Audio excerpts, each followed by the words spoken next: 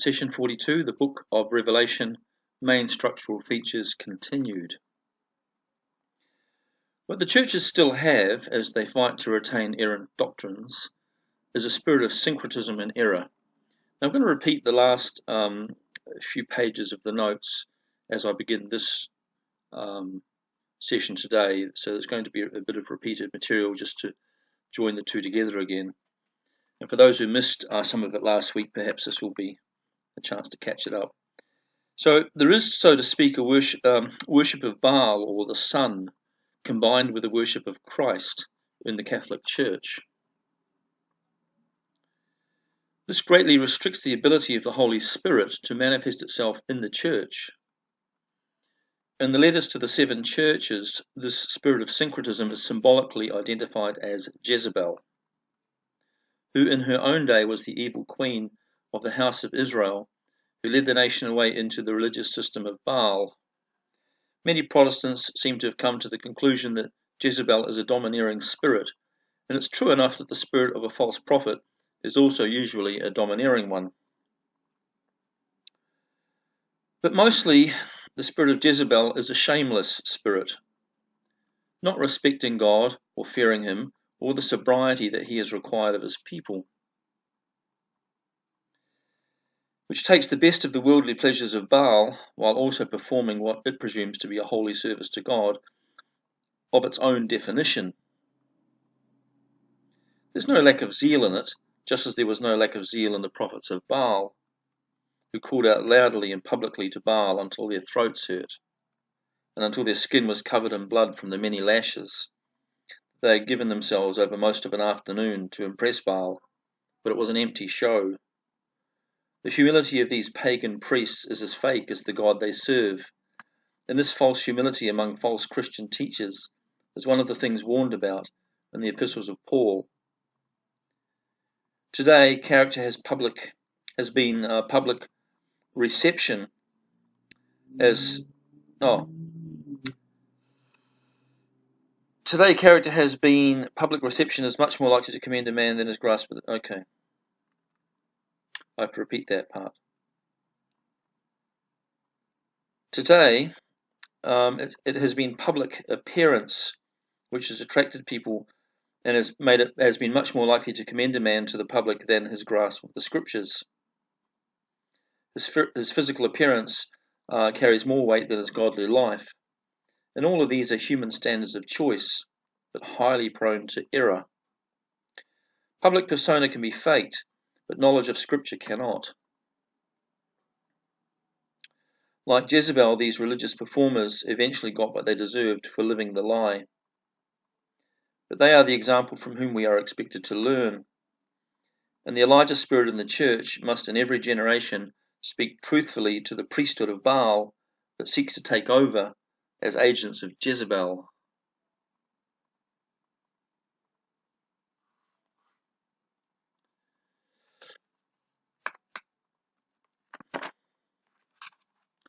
In part, the true church is shackled by a mishmash of doctrines, some of them still very Catholic, that have dulled its understanding and distorted its message. This has the knock-on effect of making the message of the church sound superstitious. Catholic doctrine and Greek metaphysical influences continue to flavour Christian teaching of the Bible. They move it away from the original Hebrew flavour that it had.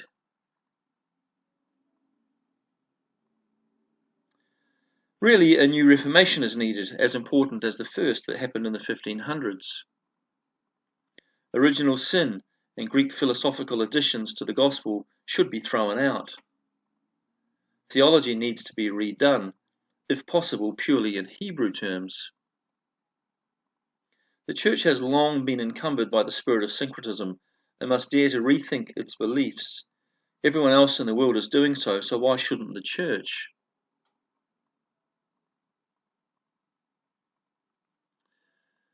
So we assert then that Jezebel represents the spirit of syncretism, which Jesus is criticizing in some of the churches in his letters to the churches at the beginning of the book of Revelation. Jezebel, in her own time, in her own history, her own place in in the Israelite kingdom, was characterized by the following things. She mixes Canaanite and later also Greek philosophy followed in Israel's history, but she was the beginning. She mixed Canaanite religion with Hebrew theology. She places the worship of Baal and the worship of Jehovah on an equal footing and alongside each other in the land. But in fact, she even pushes out the worship of Jehovah by making her husband the high priest of the religion of Baal. Her husband is an Israelite who should be knowing better. So if we look at her a bit more closely, she was a Gentile. She was the daughter of Ethbaal. Already the Baal is in the name of her father. He was the king of the Sidonians, which is sort of roughly where modern Syria is. But she was also the wife of King Ahab of Israel, according to 1 Kings 16:31. King Ahab was at fault immediately for allowing her into the position of power, just as Constantine's Rome was for allowing the priests of Pergamum to dictate to him how the now Christian emperor should play his part. And his part was going to be played less as Caesar, but more as a high priest of the new empire. In glaring contrast to all the good women of the Bible, Jezebel went down in history as the worst example of evil, corrupting her husband and a whole nation through him. But has the Catholic Church not similarly corrupted the Christian faith and drawn the whole church into error after herself? Like all the blood subsequently shed in Israel to bring about the demise of Jezebel, Ahab, and the whole system of false worship, rivers of blood were also shed in the Middle Ages as the Reformation struggled to free itself from Rome and to define a new start for the Church. So to summarize, what makes her so evil? Well, as you said, she was a non-Israelite, married to an Israelite king. She promoted rampant idolatry in the land. She committed many atrocious crimes against those who were faithful and obedient to God, such as the prophets. She finally experienced her own gruesome end. But she was, in fact, a fanatical worshipper of the bloodthirsty heathen idol Baal. As Queen of Israel, she used her immense authority to impose Baal worship upon the Israelites in the most ruthless and deadly manner. And King Ahab, who should have stopped her, made very little effort to do anything to hold her back. Indeed, on the contrary, he built a pagan temple for her in the capital city of Samaria, and allowed 450 prophets of Baal, along with 400 prophets of Asherah, to eat at the royal table, 1 Kings 16:32 and 18:19. And we read this in passing, but if you think about the fact that there are 850 people eating at the king's table every day, this was an enormous commitment to the religion. And to keep control of it all, he appointed himself as high priest of the religion. So are there lessons for us in this story from the book of Kings? Well, Abel and Jezebel were a clear example of why God prohibited intermarriage with pagans. In this case, a politically inspired marriage between the Israelites and the people of the land resulted in Jezebel gaining power in Israel. In fact, probably her father allowed the marriage with instructions to his daughter Jezebel to do what she did. Such mixtures will always result in the corruption of the Israelite rather than the conversion of the idolater. And this is a message also to Christians who seek to marry non-Christians and hope that they can convert them. Another example in the Bible of this kind of fault, which led eventually to a kind of disaster, was Samson and Delilah. And of course, we knew from the beginning of history that the great fault when the women in the line that had come from Adam decided perhaps to try to correct their earlier fault to marry the fallen angels and to try to beget children by them. There was a mixture of two kinds of blood, two kinds of seed, two kinds of reality, and the mixture really just didn't work. it ended up in a disaster and God had to destroy the world. Now let's tackle a third question. The fires into which sinners are thrown were originally reserved for the devil and his angels, according to Jesus. But who exactly are the devil and his angels? The church father Irenaeus came up with what I think is quite a good definition. Following Irenaeus in Against Heresies, Book 4, the devil's angels are all those philosophers and teachers who teach men not to accept the gospel, who in effect herd the masses into the fires of hell, otherwise reserved for the devil and the fallen angels. And now we're going to take a look at what might be included in a Christian context under the heading mixture. We start with the fact that God hates mixture, so it's probably good to figure out how far the definition of mixture really goes. That would be a good Jewish thing to do.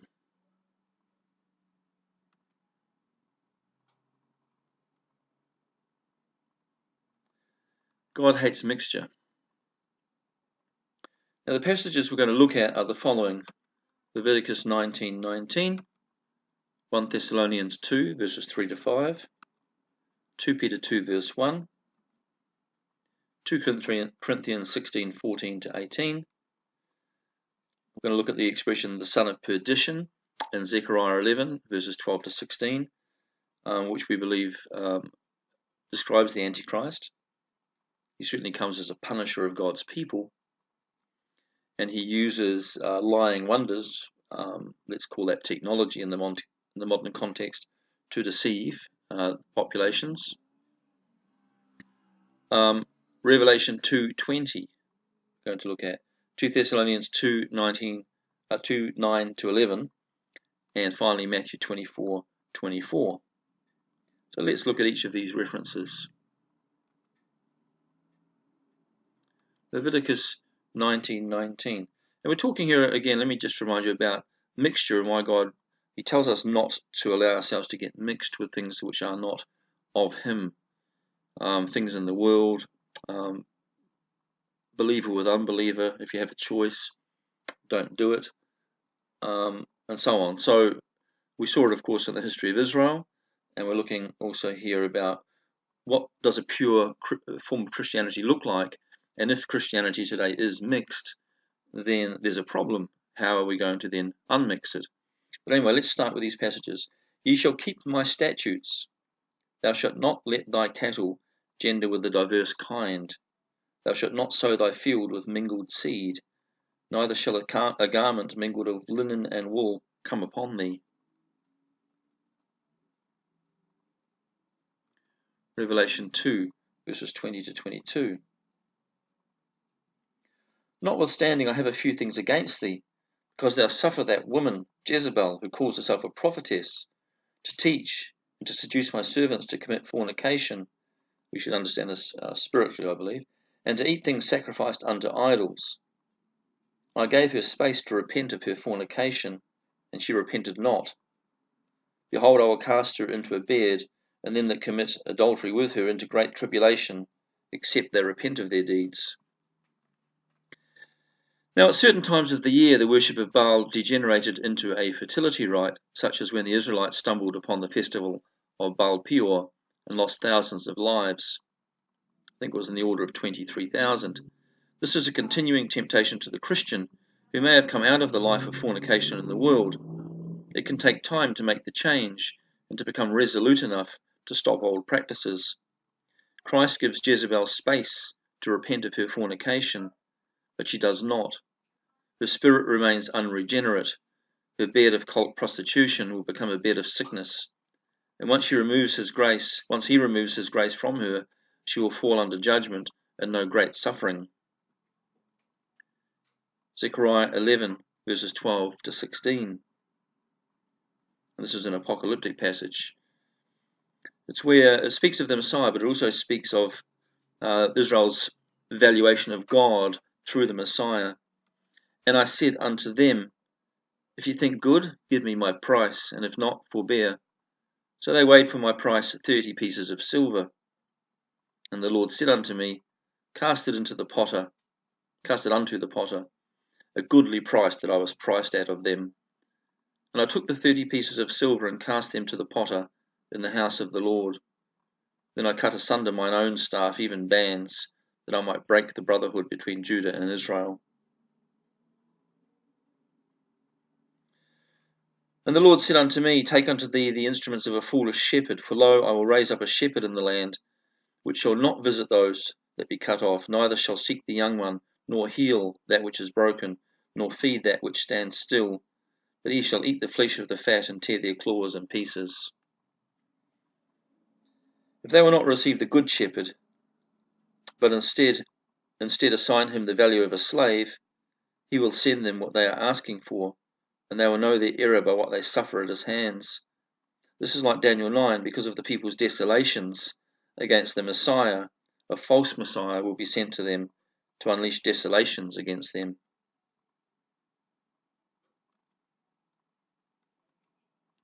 Just let you read that for a moment. That's the passage from Zechariah 11.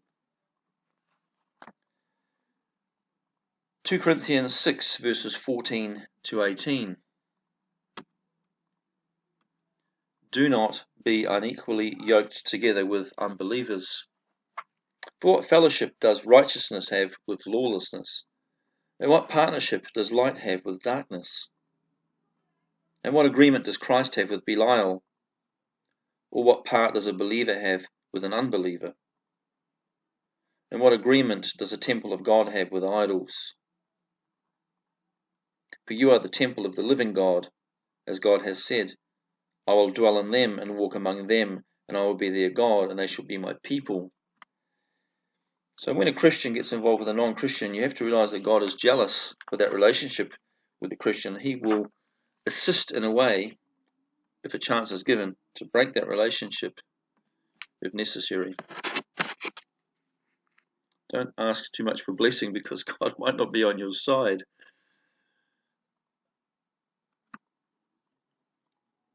Therefore, come out from among them and be separated, says the Lord, and do not touch the unclean thing. We're still in the Corinthians passage. And I will receive you, and I will be a father to you, and you shall be my sons and daughters, says the Lord God Almighty. Once we have become Christians, we are of a different seed. We are not to go back and mix with the seed of those that are unregenerate, who are now as different from us as night is from the day. When Christians marry Muslims, for instance, it is always a mistake, even if the Muslim is a really nice person. The fault will manifest when the children grow up and the Muslim parent insists that they worship Allah.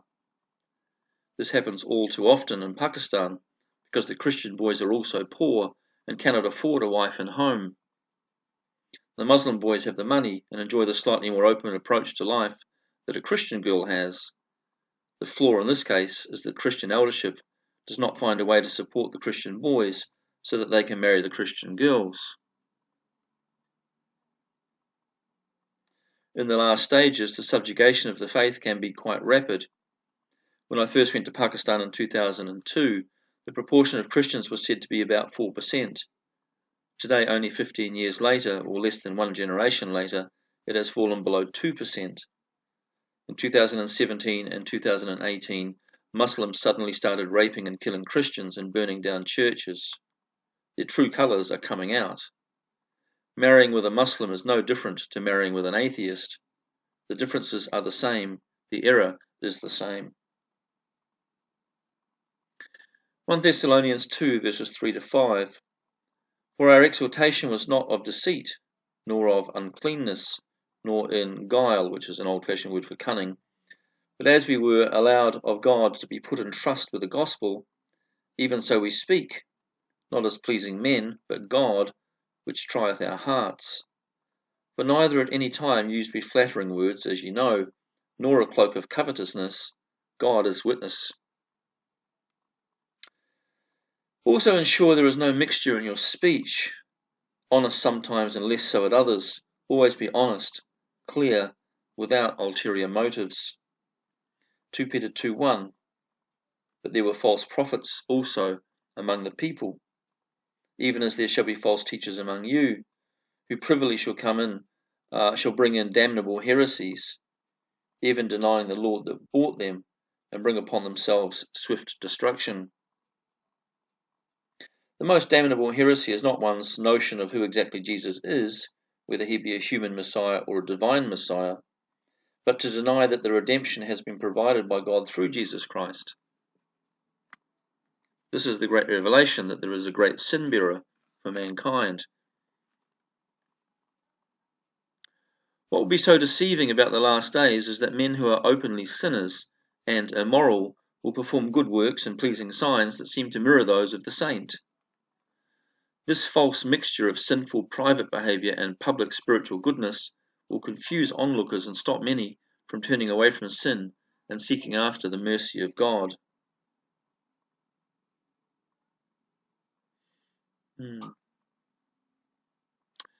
If they come to God but find they cannot leave their sins, they might also choose a doctrine that otherwise excuses them and does not call them to account. And here the Catholic confessional fits the bill quite well, and will face ever larger caseloads in the evil days, and the dilemma of whether or not to grant absolution to ever more grievous sinners.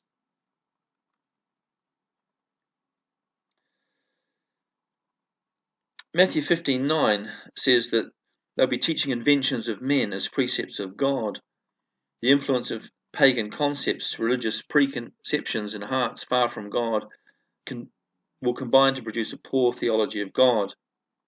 You can look up any number of discussions under the search term God hates mixture and follow these arguments. The church will be purged and purified as it faces the New World Order and Antichrist. Evil power is often used to purge error from God's people.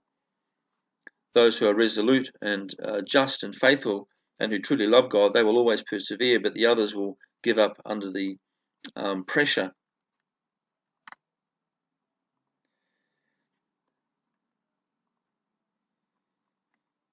Now, I'm just struggling with something here, so there might have to be a bit of editing at this place in the text.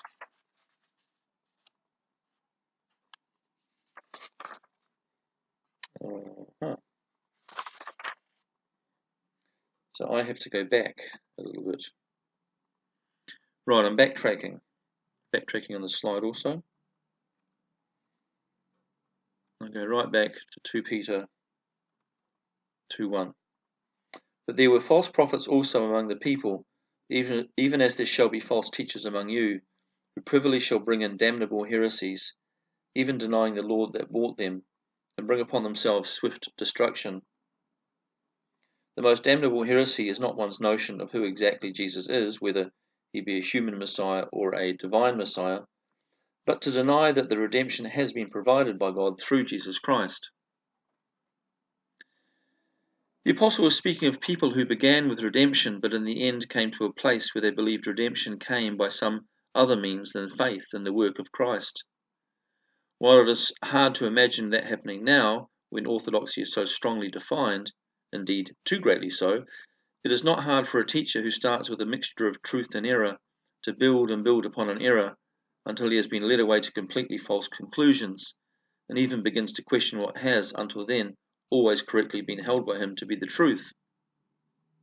As a teacher in the church, someone like this is disastrous, as he will very probably take many victims along with him into his own demise and will probably end up splitting the church. When it comes to the work of redemption, we must be of one mind.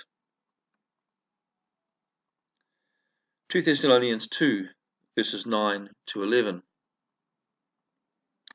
speaks here about the Antichrist and the kind of role he plays. Even him, whose coming is after the working of Satan, with all power and signs and lying wonders, and with all deceivableness of unrighteousness in them that perish, because they receive not the love of the truth, that they might be saved. And for this cause God shall send them strong delusion, that they should believe a lie. So God's going to place in his hands the power and means to deceive the people into believing what isn't true, because they have not chosen to believe what is true.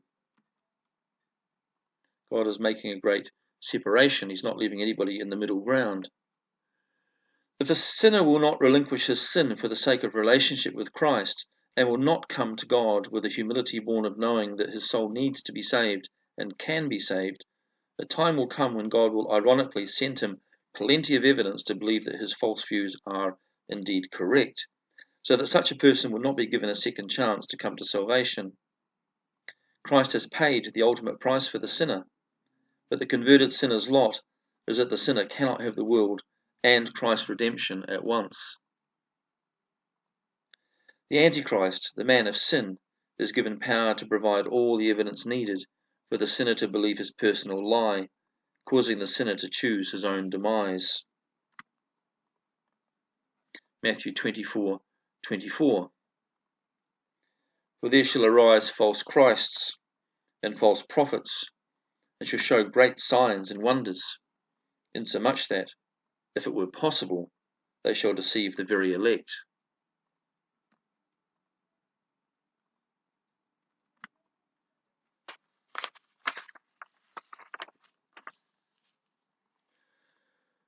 What will be so deceiving about the last days is that men who are openly sinners and immoral will perform good works and pleasing signs that seem to mirror those of the saint. This false mixture of sinful private behavior and public spiritual goodness will confuse onlookers and stop many from turning away from sin and seeking after the mercy of God.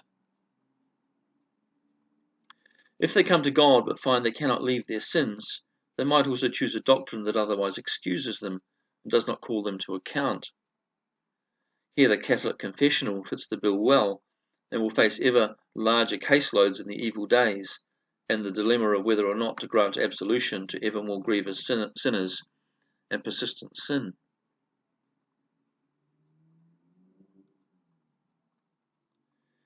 Matthew 15, verse 9. It says here that the ones that will come will teach inventions of men as the precepts of God. The influence of pagan concepts, religious preconceptions, and hearts far from God combine to produce a poor theology of God. You can look up any number of discussions under the search term God hates mixture. The church will be purged and purified as it faces the New World Order and the Antichrist. Evil power is often used to purge error from God's people. Those who can withstand the onslaughts and the deception because of their righteousness and their closeness to God and their knowledge of Scripture, they'll survive it. But those who are weaker, those who are just there for the ride, will become confused and are likely to drift away, thus in fact purifying the church, even if it does reduce the numbers somewhat. What do you think? Will the Catholic Church make it through to the second coming? I guess that depends on whether it can reform, so as to join its Protestant brothers without the ulterior motive of takeover. In the meantime, I have to express my belief that this leopard will never change its spots, and its end state will be humiliation under the hand of God, perhaps through the Vatican being conquered by Islam or some other force. But who can tell God what's what? We'll just have to wait and see. It would be nice to think they can truly reform, but I think it's extremely doubtful. I think it's more likely that they'll become worse and that they'll return to the Inquisition. They'll look at Protestants and anything that's non-Catholic as being subhuman and have no qualms at all about eradicating them. They'll be doing the work of the New World Order, in fact. This makes them as evil as all the Satanists as well, who have exactly the same objectives. So just how evil is the Catholic Church? Is it really that bad?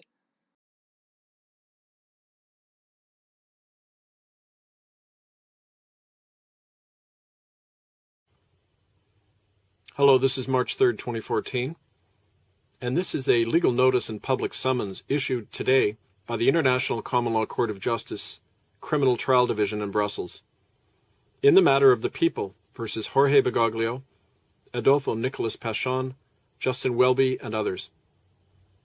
A summons to appear before this court is issued on this day, March 3rd, 2014, to the following persons: Jorge Bergoglio, alias Pope Francis I, Pontiff of the Church of Rome; Adolfo Nicolas Pachon, alias Superior General of the Jesuit Order; Justin Welby, alias Archbishop of Canterbury of the Church of England. Let these persons, their agents, and the world be advised that they, the named parties as flesh and blood men, are hereby publicly charged by the Citizen Prosecutor's Office of the Court with the following offenses. 1. Organizing, aiding, and abetting child rape, torture, and trafficking within their bodies corporate, and inciting and commanding their agents and followers to do the same. 2. Violating the laws of nations and compelling their agents and followers to commit treason within their respective nations. 3. Criminal complicity in the death, rape, torture, and genocide of untold numbers of children. And 4. Criminally conspiring to commit and conceal these offenses and counseling others to do the same. These accused persons, as flesh and blood men, are hereby summoned to appear as primary defendants in a lawsuit addressing their responsibility for these crimes to be adjudicated by the court, commencing at its opening examination hearing on March 31st, 2014, in the city of Brussels. These defendants are advised that they or their legal representatives must appear at this hearing or give just cause in writing within 10 days of this date as to why they are unable or unwilling to attend. The defendants are further advised that their failure to respond to this summons or to challenge these charges made against them will be interpreted by the court as a tacit admission of guilt by them and will constitute a plea of nolo contendere, or non-contested declaration, and will be entered into the court record as such. This public summons is issued by the Office of the Presiding Magistrates of the Criminal Trial Division of the Court on the 3rd day of March in the year 2014 in the city of Brussels. The defendants are hereby publicly served.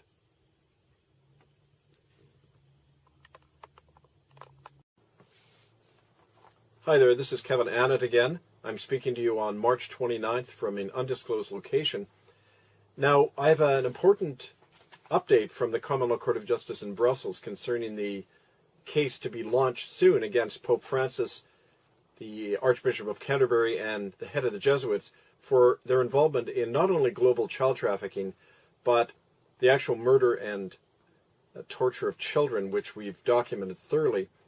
The case was to commence March 31st in Brussels, but prior to that, when I was in New York City this last week, we received notification from a very highly placed source in the Vatican that a disruption team, a black ops team in effect, was dispatched by the Vatican this last week against the work of the court. Now, this team was in the employ and is in the employ of what's called the Holy Alliance, which is the Jesuit-run spying and assassination agency of the Vatican that has operated historically to attack any opponent of the Pope.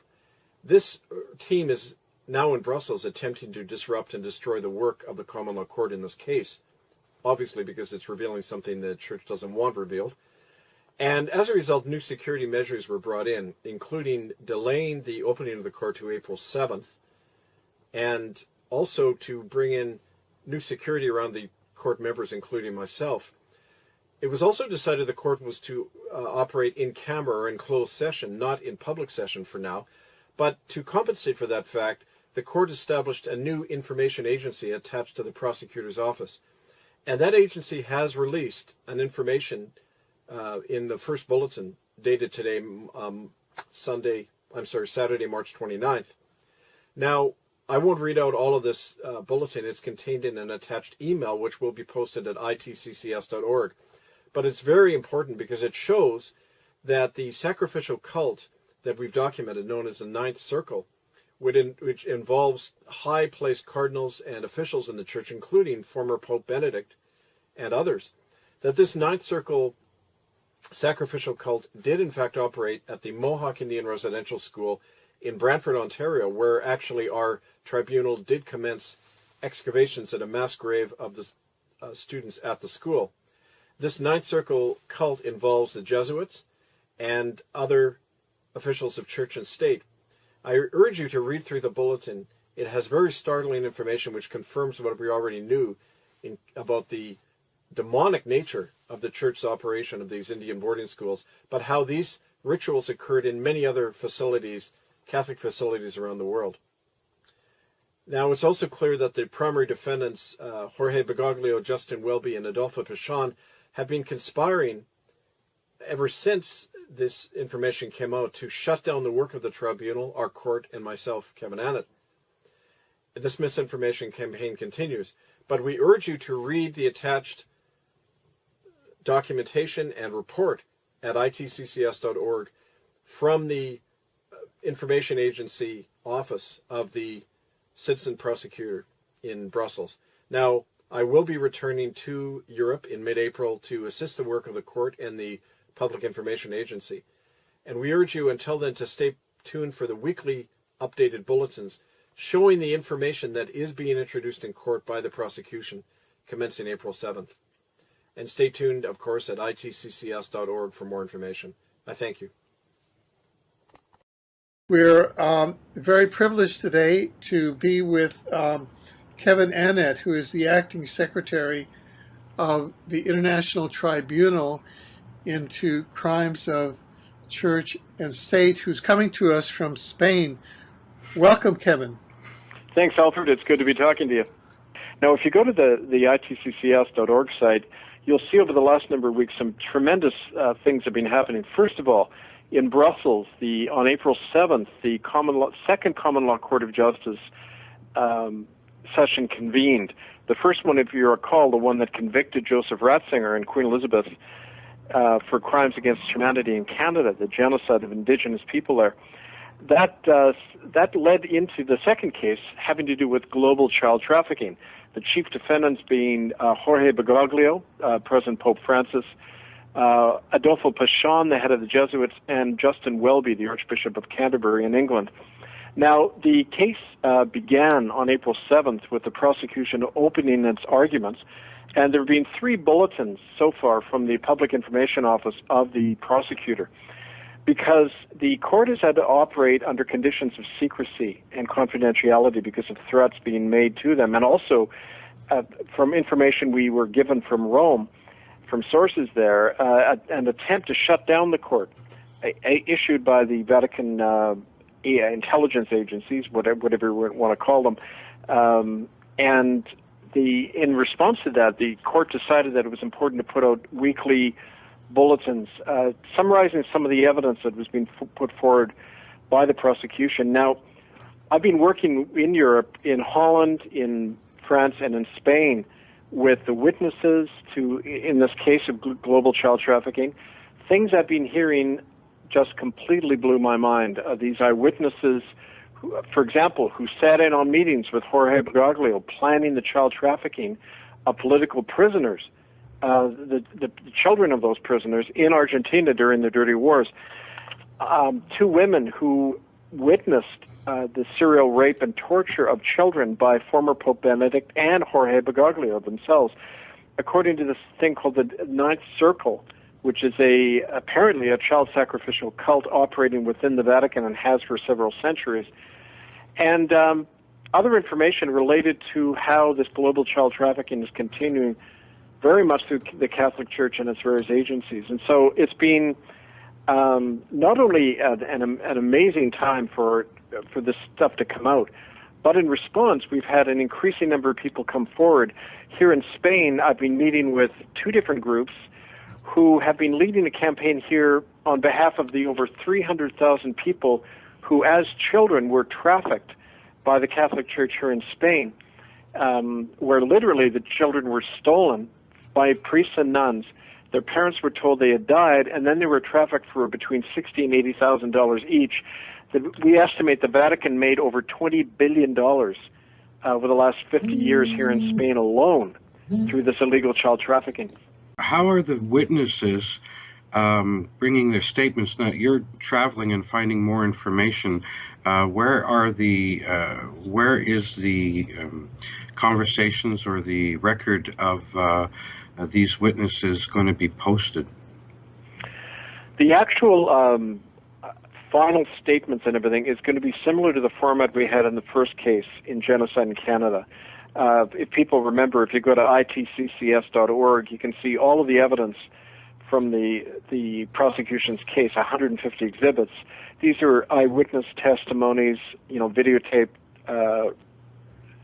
statements, documents, signed affidavits, and other evidence that was all posted online. We're going to have a whole package of that at the end. But the thing to realize about this case is it's so much bigger, if you can believe it. I mean, genocide in Canada is a pretty huge issue, but this is global. It's centuries old, and we're getting so much evidence coming in that, frankly, we don't have the staff or the means to really bring it all together at this point. We're trying to do the best we can, but right now the little staff that is being used in Brussels and at other locations, they are compiling the evidence as the prosecution presents it. But eventually it's going to come out. I would say it might even take up to a year to get all of this stuff presented. That is no accident that he's parading children in front of him like that, because according to not just eyewitnesses who were at these ritual cult murders of children who saw Bergoglio there, but actual material that's being submitted to the court in Brussels now. This was from a source within the Vatican, from the Jesuit archives, released material that refers to something called the magisterial privilege. Magisterium refers to, of course, the cardinal. It refers to, it's another name for the curia, or the college of cardinals. Basically, this magisterial privilege, according to the documents, is that every pope was be expected, as part of his initiation, to be engaged in these child sacrificial cults, which involve the ritual slaying of newborn children or young children and drinking of their blood, because it invokes a certain spiritual power and control over the human race to do this, according to their sick thinking. And this is something that Bergoglio himself was involved in, according to these two women who witnessed it. Now, when it's kind of like he's sending a message to everybody. We're not accountable to anybody. We're going to keep doing these crimes, and yet to the public it seems, oh, isn't that nice? He's with these kids, and it's that full grandfather image. So it's that two-faced thing we're talking about. What is this new alliance between Israel and kind of the Zionists and the Vatican and the Pope, who's sort of the major dark forces figure? Well, on one level, we know that the whole Rothschild connection to the Vatican Bank is very real. When there was a period when the papacy apparently banished the Jesuits. They disestablished the Jesuits for a few years.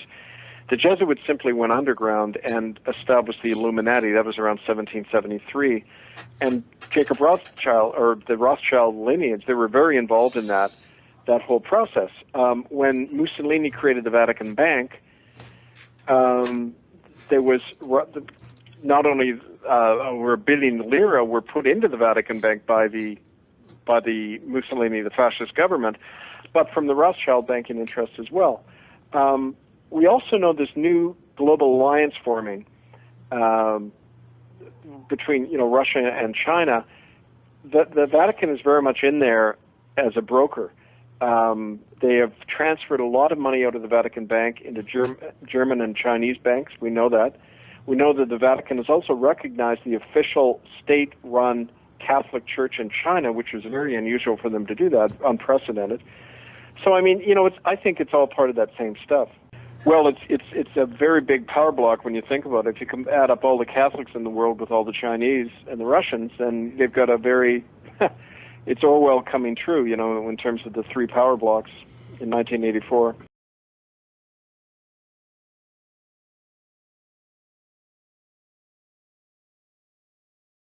I grew up in that Roman Catholic home as a child, knowing only the catechism, knowing only the teaching of the Roman Catholic Church. And because I loved the Lord, and because I wanted to do something for Him, I wanted to give Him my life, I didn't know of any other way for a Roman Catholic girl to give her life to God other than entering a convent. I'm through going to the confessional box where, naturally, I'm under the influence of my father, confessor, the Roman Catholic priest, his influence over my life. One day I made up my mind, through his influence and one of my teachers in the parochial school, that I wanted to be a little sister At that time, I thought of being a sister of the open order. But as I went on into this, up until the time I took my white veil, 16 and a half years of age, everything was beautiful. I really didn't have any fear in my heart whatsoever. Everything was taught to me was seemingly along the line that I had been taught in the church before I entered a convent. And so one day, after making up my mind to enter a convent, I remember that particular day, two of the sisters came home with me from school. They were my teachers. And when we arrived at my father's home that afternoon, our father confessor was in the home likewise. I often say when I was a little girl, children were seen and not heard. You didn't talk when you was a child, at least you didn't in my family, in my home, unless you were spoken to. And I remember I listened to them carry on a conversation, and then I moved over close enough to my father to ask him if I could say something. And that was a bit out of the ordinary, and he permitted me to talk, and I said, Dad, I want to go into a convent. And I'll tell you, that priest took it up quickly. He had already been influencing me. My father broke down and began to cry, not because he's sad, but he's very happy. My mother came over and took me in her arms, and she too wept tears. She was very happy. Those were not tears of sadness, because I think her little girl was giving her life to the convent to pray for lost humanity. And naturally, my family were very thrilled about it, and I was too. But anyway, I didn't go for about a year after that, and then the time come when I got myself ready, and my mother prepared things for me, and so I entered the convent. They took me, and we didn't have a place close enough to my father and mother's home, so I think they took me around 1,000 miles away from home, where I entered a convent boarding school. I liked about 3 months being 13 years of age, just a little girl. I look back on it now and think, my, homesick, I was so homesick. Why, my mother and daddy, they stayed 3 days with me, and when they left, I became so homesick naturally. Why shouldn't I? Just a baby away from home. And when I was a little girl, you know, I had never spent a night away from my mother, and I surely had never gone any place without my family. And naturally, there was a close tie in our family, and I was very lonely and very homesick. But I'll never forget after Dad and Mother told me goodbye, and I knew they were traveling a long distance away from me, and I had never realized in my heart I'll never see them again. Naturally, I hadn't planned it like that because I planned to be a sister of the open order. But if you listen carefully to this portion of the testimony, then you'll understand just why I'm saying some of the things that I say. Now, oftentimes we say the priest selects his material through the confessional box. Because at 7 years of age, I went to confessional. 7 years of age, I would always, when I come into the church, first I'd slip over at the feet of the crucifix, rather the Virgin Mary, and then over at the feet of the crucifix, and I'd ask the Virgin Mary to help me make a good confession. Because I was a child and my heart was honest, and I knew the priest had taught us to always make a good confession, keep nothing back, tell everything if I expected absolution from any sin that I might have committed. And so I would ask the Virgin Mary to help me make a good confession. I would ask Jesus to help me make a good confession. And you know, I'll assure you, after I lived in the convent for a short period of time, now I had to go on with my schooling. I just finished the 8th grade, and they promised me to give me a high school education, some college education. But I didn't get much college. I got mostly just high school training. And they gave that to me all right. I took it under some terrible difficulties and strains and all of that. It was rather difficult. But they gave it to me, for which I appreciate very, very much. But I'll assure you, after they put me through the crucial training that we must go through to become just a little novitiate entering a convent, the training is really, it's outstanding as far as the nun is concerned, and you know what it's all about after you've been in there for a little while. So now I've entered the convent, and for just a few minutes we want to tell you just a little bit how we live, what we eat, how we sleep. If I take you into the convent and tell you those things, you'll understand a little bit more about my testimony. First, as I entered the convent as this small child, I went on to school, but I was being trained. But the day came, possibly I was 14 and a half, when the Mother Superior began to tell me about the white veil. And I didn't know too much about it, but taking the white veil, they told me that I would become the spouse or the bride of Jesus Christ. There would be a ceremony, and I would be dressed in a wedding garment. And on this particular morning, they told me at 9 o'clock, they would dress me up in a wedding garment. Now, you're wondering where that come from and how they get the wedding clothes for the little nuns? The Mother Superior sits down and writes a letter to my father and tells him how much money she wants. And then whatever she asks, my father sends it, and the little buying sister, goes out and buys the material and wedding gown is made by the nuns of the cloister. I'm still open order now. And not that they wouldn't use maybe a third of that for the wedding garment, but they would keep the rest of it. My father would never know the difference, neither did I, until I lived in the convent for a period of time, and I had to make some of the wedding clothes, and then I knew the value of them and what they cost, and I knew of the money that came in because I was one of the older nuns. Well, all right, the time came, of course, when I walked down that aisle and I was dressed in a wedding garment. Now, you know, in the convent, I used to walk the 14 stations of the cross, the 14 steps that Jesus carried across the Calvary.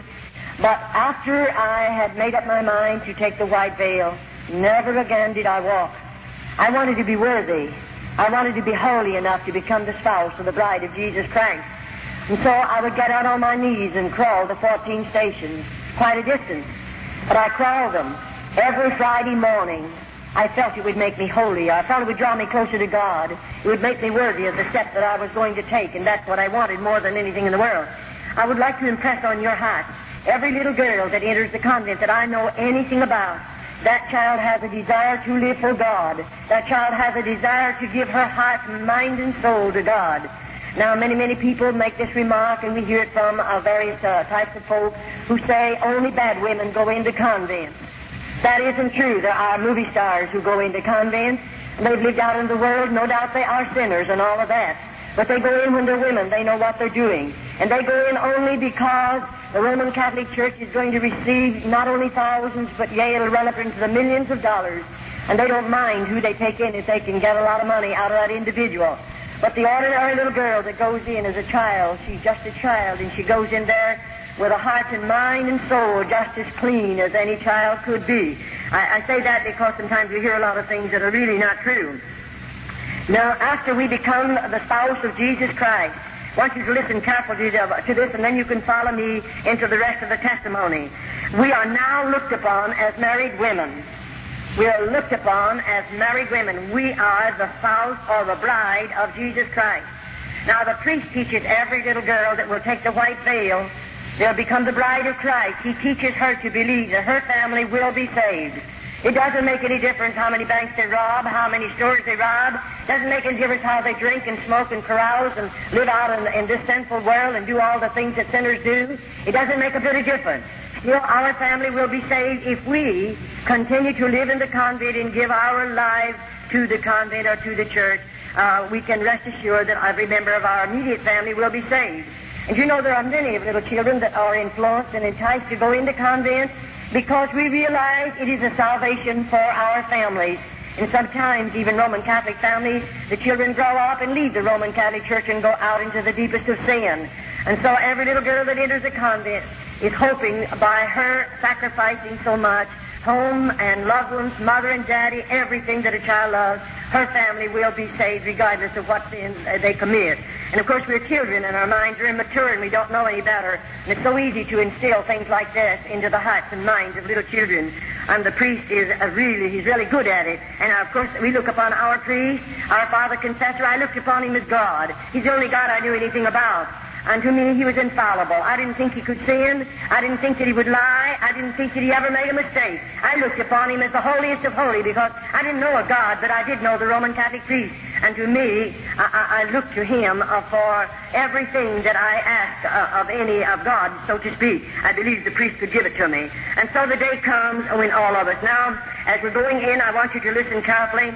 After taking the white veil, things are beautiful. I'm 16 and a half years of age. Everyone's good to me.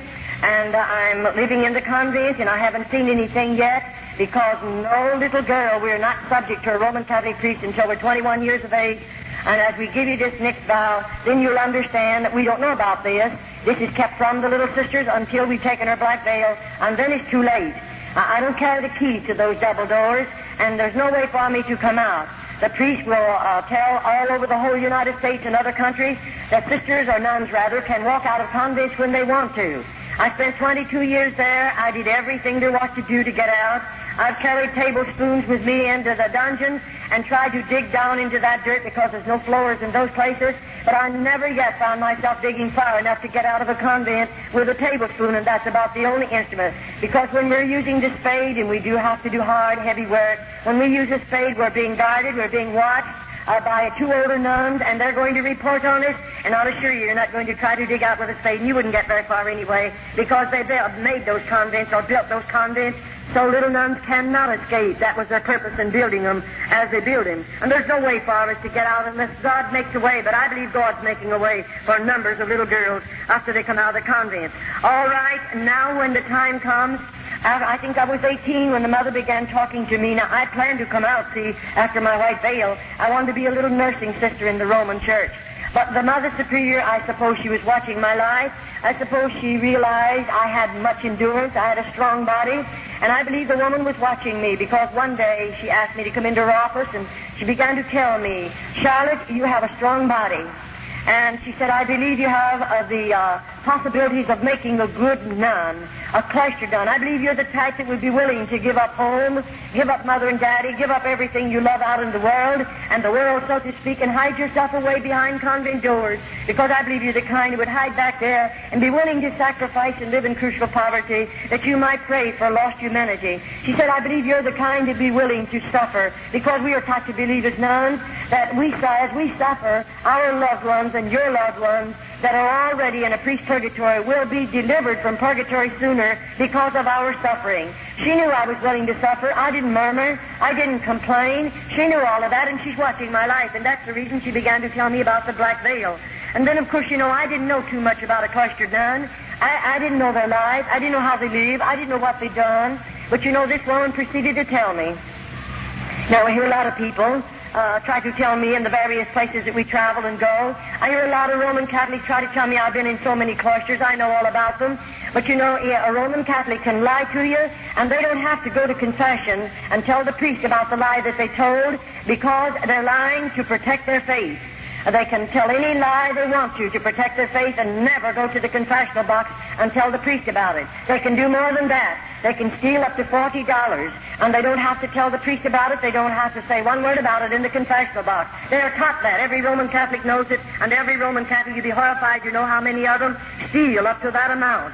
And many of them lie. We've dealt with them. I've dealt with hundreds and hundreds of them. I've seen a good many of them fall into the altar and cry out to God to save them. And before they're saved, they look into my face and hold my hand and lie to me. But after God gets a hold of their heart, then they want to make right what they've told me, because they realize they've lied about it. But as long as they're Roman Catholic, they're permitted to lie, and it's the saddest thing. And you can't expect them to know God, because God does not condone sin. I don't care who you are, but I don't believe God condones sin, and I don't believe He's going to condone it in the Roman Catholic people, even though they're being misled and they're being blinded and led into ways that's going to lead them into a devil's hell. I believe that with all of my heart, because I've lived in a convent and know something about how those people live and what they do. Now the day comes. She told me, Charlotte, you'll have to be willing to spill your blood as Jesus shed his upon Calvary. She said you'll have to be willing to do penance, heavy penance.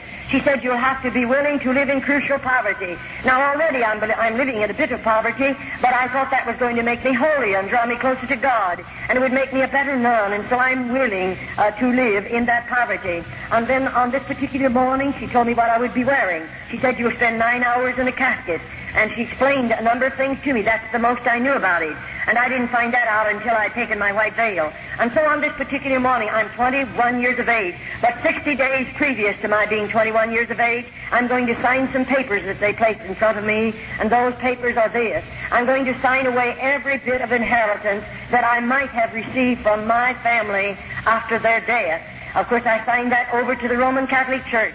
And oftentimes, I say the Roman Catholic priests are enticing girls, not only their background, and not only their strong bodies, their strong minds and strong wills, but he's enticing girls where mothers and fathers have much property, and they are comfortably fixed with the material things of this life. Why? Because when that child enters the convent, they're going to get a portion of her money, of her father's money. And I often say, even salvation in the Roman Catholic Church is going to cost you plenty of money, more than you know anything about. And so they don't mind commercializing off of that child and the inheritance that would have come to her. And so on this particular morning, I told the Mother Spirit, give me a little while to think it over. She didn't make me do it. No one did. But I thought it over for a couple of years. And then one day I told her, I think I'm going to hide away behind the convent doors, because I believed I could give more time to God. I could pray more. I maybe would be in a position where I could inflict more pain upon my body, because we are taught to believe that God smiles down out of heaven as we do penance, whatever the suffering might be. And I didn't know any better, because I often say, if you could only look into the hearts of little nuns, if you are a Christian, you would immediately cry out before God in behalf of those little girls, because to me we are heathens. It doesn't make any difference the amount of education we may have. We are still heathens. We know nothing about this lovely Christ, nothing about the plan of salvation, and we're living as hermits in the convent. And so on this particular morning, I come walking down an aisle again. I'll say a minute to that. And may I say, the morning before, I can't go into it too deep, because I never would be able to cover enough of it so you could understand it. But this morning, I'm walking down that aisle, but I don't have a wedding garment on. I have a funeral shroud. It's made of dark red velvet, and it's way down to the floor.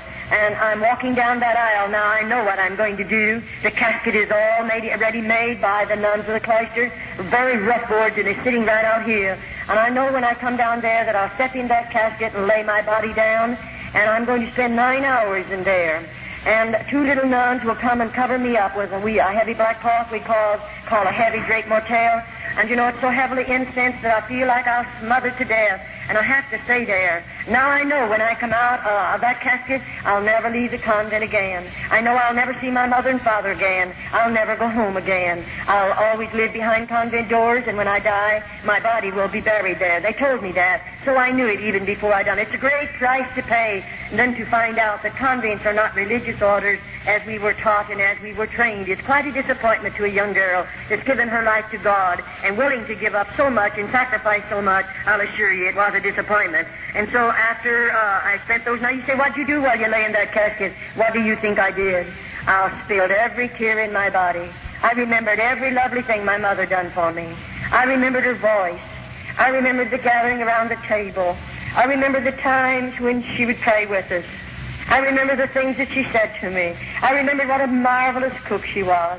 Everything as a little girl growing up in that home, I remembered it, laying in that casket, knowing I'll never hear her voice again, I'll never see her face again, I'll never put my feet under her table again, enjoy her good cooking. I knew all that. And so maybe for 4 hours I spilled all the tears in my body because it was so hard. And I knew I'd get homesick. I knew I'd want to see her someday, but I gave it all up. What for? For the love of God. I thought I didn't know any better. And I'll assure you those were 9 long hours. And then I seemingly got a hold of myself, and I thought, dear Charlotte, now you're going to make the best Carmelite nun, because everything I've ever done, even that I'm out of the convent, I do give my best. I try to give everything that I have, in regardless what I might do. And so I did in the convent. I gave the best that I have. And I wanted to be the best nun that I could possibly be. And the Mother Superior knew that, and don't worry, the priest knew all about it too. Now I realize after I walk out of that casket or till I come out of it, they're going to take me like this. Over here and right back here is a room. We call it the Mother Superior's room. Now, I've never been in that particular room, so I don't know what she has in there. But you know, when I walk in there this time, the Mother Superior sits me down in a straight-back, hard-bottom chair. And immediately then I'm going to take 3 vows of poverty, chastity, and obedience. And you know, as I take those vows, she opens a little place in the lobe of my ear and takes out a portion of blood, because I must sign every vow in my own blood. And after that happens, then I'm going to take the vow of poverty. Now, when I sign that vow, I sign it thus, and I'm willing to live in crucial poverty the balance of my life as long as I live. And what that poverty is like, of course, we don't know. And then my next vow, I'm going to vow of chastity. And you know, this vow, of course, you know what it means. I'm taught to believe that I'm married to Jesus Christ. I'm His bride. I'll always remain a virgin. I'll never legally marry again in this world, because I have become the spouse of the bride of Jesus Christ. After the bishop married me to Christ, he placed a ring on my finger, and that meant I'm sealed to Christ. I'm married to Him, and I accepted it because I didn't know any better. And now here I am, taking a vow that I would always remain a virgin because I'm the bride of Christ. And I want you to listen carefully. And then, of course, my last vow of obedience. Now, when we sign that vow, I'll assure you already, I know what obedience means. I'm living in a convent, and there they demand absolute obedience. You don't get by with anything, not even for 2 minutes. I mean, you don't get by with it. You have to realize what obedience means, and they demand it, and you learn to know it, and you're much wiser the more quickly you learn it, and you obey it, and you give them absolute obedience. All right, now, What does it mean to assign vows like this? Let me tell you this. It means more than you folk will ever know, because most people that I know anything about, they know very little about obedience. Oh, in a sense, yes, but you'll never know what a little nun knows about obedience. I'll assure you that one thing, unless you live in the convent. All right, that particular vow, when I signed it into my own blood, it done something to me, because after I've signed those vows, do you realize that I've signed away everything I have, my human rights? I have become a mechanical human being now. I can't sit down until they tell me to. I don't dare to get up until they tell me to. I can't lie down until they tell me to, and neither do I dare to get up. I cannot eat until they tell me to. And what I see, I don't see. What I hear, I don't hear. What I feel, I don't feel. I've become a mechanical human being, but you're not aware of that until you have signed all these vows. Then you realize, here I am, a mechanical human being, and of course I belong to Rome now. I'll assure you that right now. All right, we become, after this particular vows, we become forgotten women of the convent. In just a short while, you'll understand what I'm talking about. Now, immediately after I've taken those vows, then the Mother Superior is going to take away from me my name, and give me the name of a patron saint. And she teaches me to believe that whatever happens to me in the convent, I can pray to that patron saint, and she will intercede and get my prayers through to God, because I'm not holy enough to stand in the presence of God. It isn't wonder the dear little nuns can never get close enough to God. We've always been taught that we'll never be holy enough to stand in His presence, and we always have to go through somebody else in order to get a prayer through to God. And we believe it because we don't know any better. And so now all identification of who Charlotte was is going to be put away. It'll be taken away from me. And if you knew me and would come to the convent and call for my family name, they'd tell you there isn't such a person as that. I don't exist, even though I'm right there, because I'm writing under another name. Now the Mother Superior is going to cut every bit of hair off of my head, and when she cuts it with a scissors, she puts the clippers on it. And I mean, there's nothing left. I just don't have one speck of hair left on my head. And of course, if you could be a nun, you would understand the heavy headgear that we have to wear. It would be so cumbersome to have hair, and so cumbersome to take care of it. We don't have any ways of taking care of it in the convent. There are no combs in the convent, and so you can imagine how hard it would be for us to take care of a head of hair. It's not necessary that we have a comb after they finish with it. All right, now, this is my black veil. These are my perpetual vows, we'll call them. I'm there, and I'm going to stay there.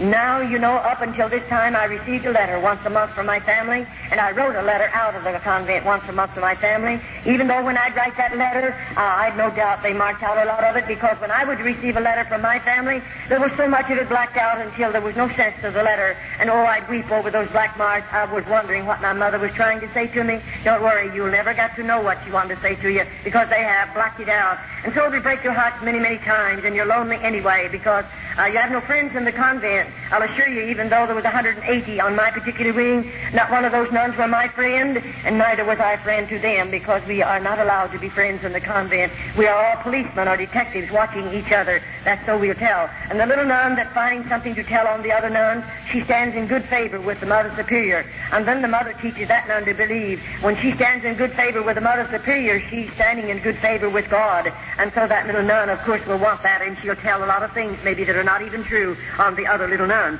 All right, now after all of this has transpired and all of this has happened, everything I have is gone. I've sold my soul for a mess of theological pottage, because not only are we destroyed in our bodies, many of us in our minds, and many of us, if we die in the convent, we've lost our soul. And so it's a serious thing. And I truly covet your prayers for little nuns behind cloistered convent doors. They'll never hear this gospel.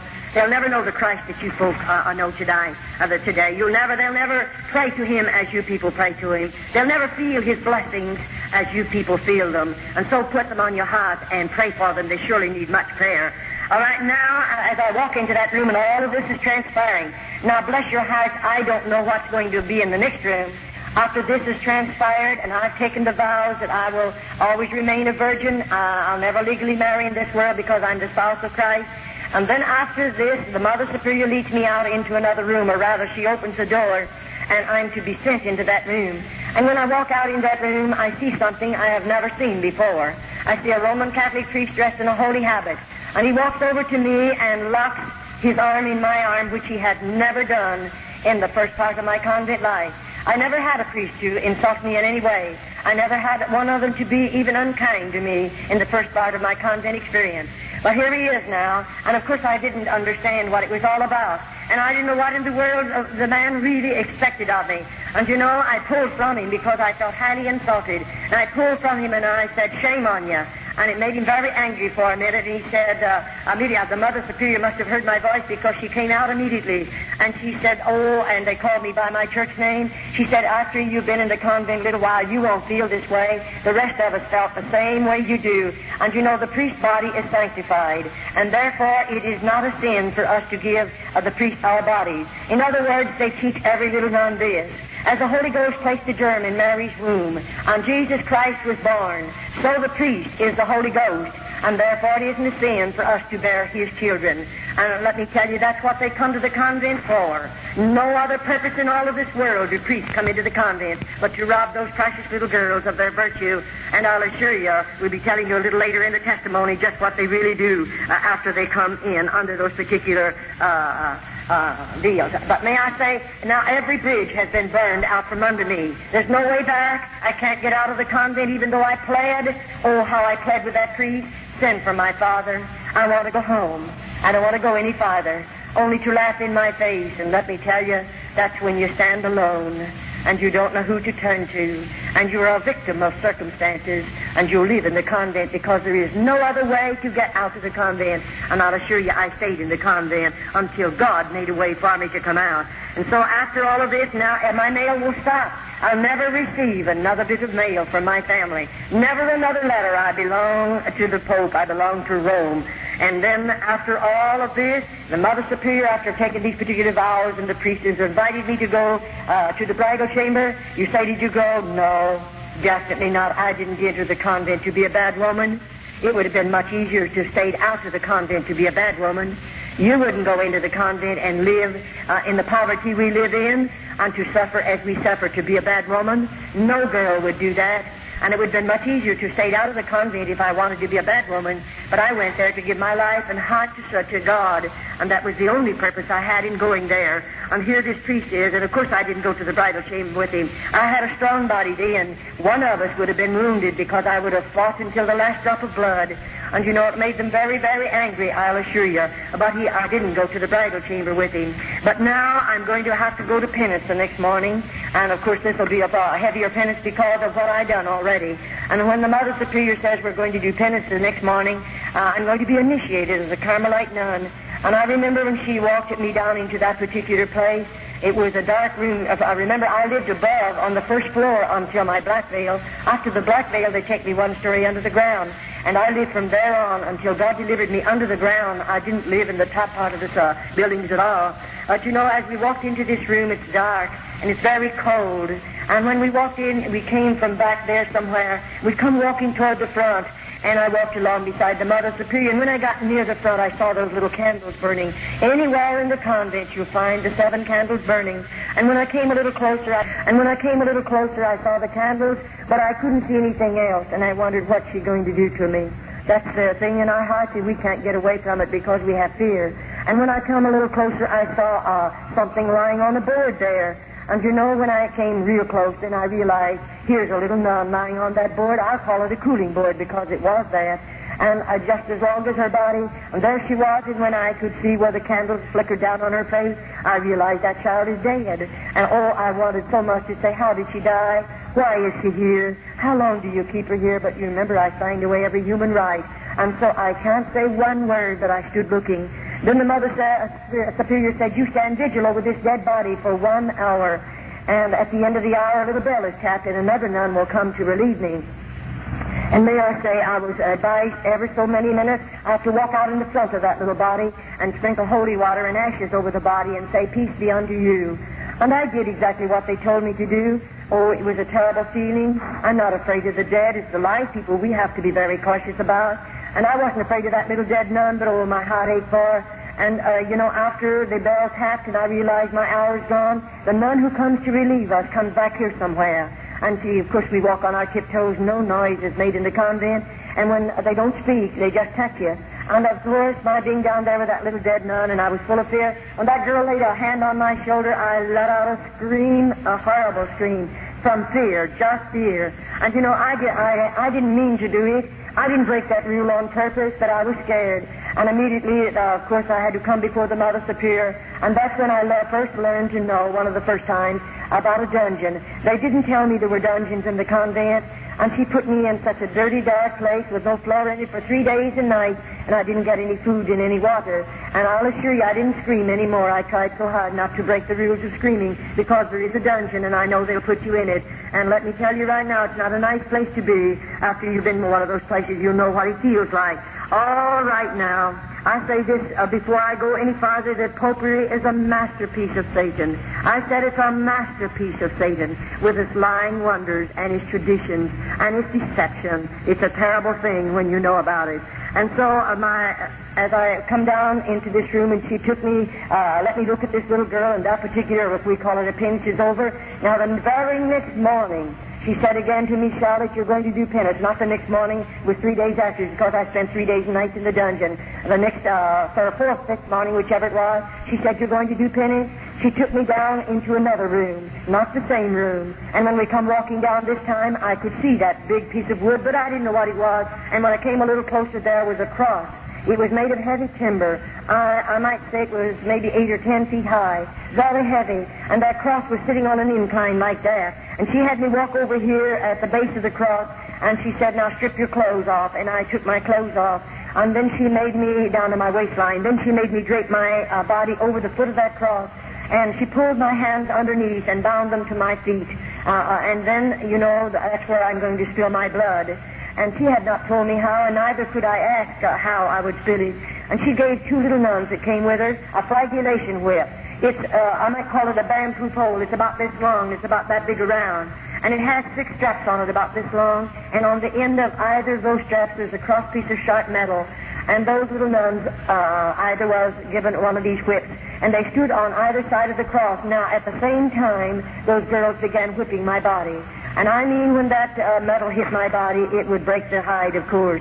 It would cut into the flesh, and I spilled blood, and it was running down to the floor. That's my flagellation whipping. That is where I spill my blood, as Jesus said he is upon Calvary. And of course I am human. It wounded. It hurt. It was very painful. After the whipping is over, they don't bathe my body. They put my clothing back up on my body, and I have to go the rest of the day. When the night comes and I stand in front of my cell there, after we have to stand there to undress with our backs to each other, and then when I went in, I couldn't sleep that night. I just wasn't a bit sleepy, because I couldn't take off all my clothes. They had dried in those wounds, and it was terrible. I didn't take them off for several nights. And I'll assure you, when I came before my food, I didn't want my cup of black coffee. In the morning, we got a cup of black coffee to serve at the tin cup, and we could have no milk or no sugar of any type in it. And we have 1 slice of bread. That's made by the nuns of the cloister. They weigh it. It weighs 4 ounces. That's all I get for breakfast. And then, of course, in the evening, I get a bowl of soup, and that's fresh vegetables cooked together. There's no seasoning in the soup whatsoever, and a half a slice of bread, and 3 times a week they give me a half a glass of skim milk. That consists of my food 365 days in the year. And I began losing weight very rapidly, I'll assure you, because I didn't have enough food to eat. I don't know the day that I went to bed without a hungry stomach. Sometimes it would be so hungry I couldn't sleep. The pain was gnawing. You can't hardly stand it. And you know, you're only going to get that 1 slice of bread the next morning. That doesn't fill you up. And of course we have to work hard all day long. And I'll assure you, those little nuns, as I covet your prayers for them, they need your prayers in more ways than one, because you'll go to bed with a full stomach tonight. And you're very comfortable right now, but I'll assure you there's not one of them that's comfortable. They're hungry, and they're sick, and they're wounded, and they're hurt, and they're heartsick and homesick, and discouraged, and worst of all, seemingly they have no hope. No hope. You and I are looking forward to the day when we're going to see Jesus. They have no hope whatsoever. And I surely hope you don't forget to pray for them. All right, that was terrible, I'll assure you. And then in a few mornings after this, the Mother Superior is taking me back for another initiation. And when I go into the penance chamber this morning, we come from a place up here, and we're going to walk back along the, like that, clear to the back. And you know, it was quite a ways back there, and I went through part of it's a tunnel, and then I come out into a room, and I'll walk through that room, and when I get way back there, I see those candles burning, and I see something else. There's ropes hanging down from the ceiling, and oh, I'm so scared. I wonder what the ropes are for, and what's she going to do? After these 2 penances, you began to have a lot of fear in your heart. And so I can't say anything, and I walked back there, and you know, I saw the ropes then real plain, what they're doing hanging down from that ceiling. Then she tells me, you were over there against the wall, about that close from the wall, and I have to stand sideways like this. And she asked me to put up both of my thumbs, and I did. And then she pulled one rope down, and there's a metal band fastened securely, and she fastens that around the joint of my thumb.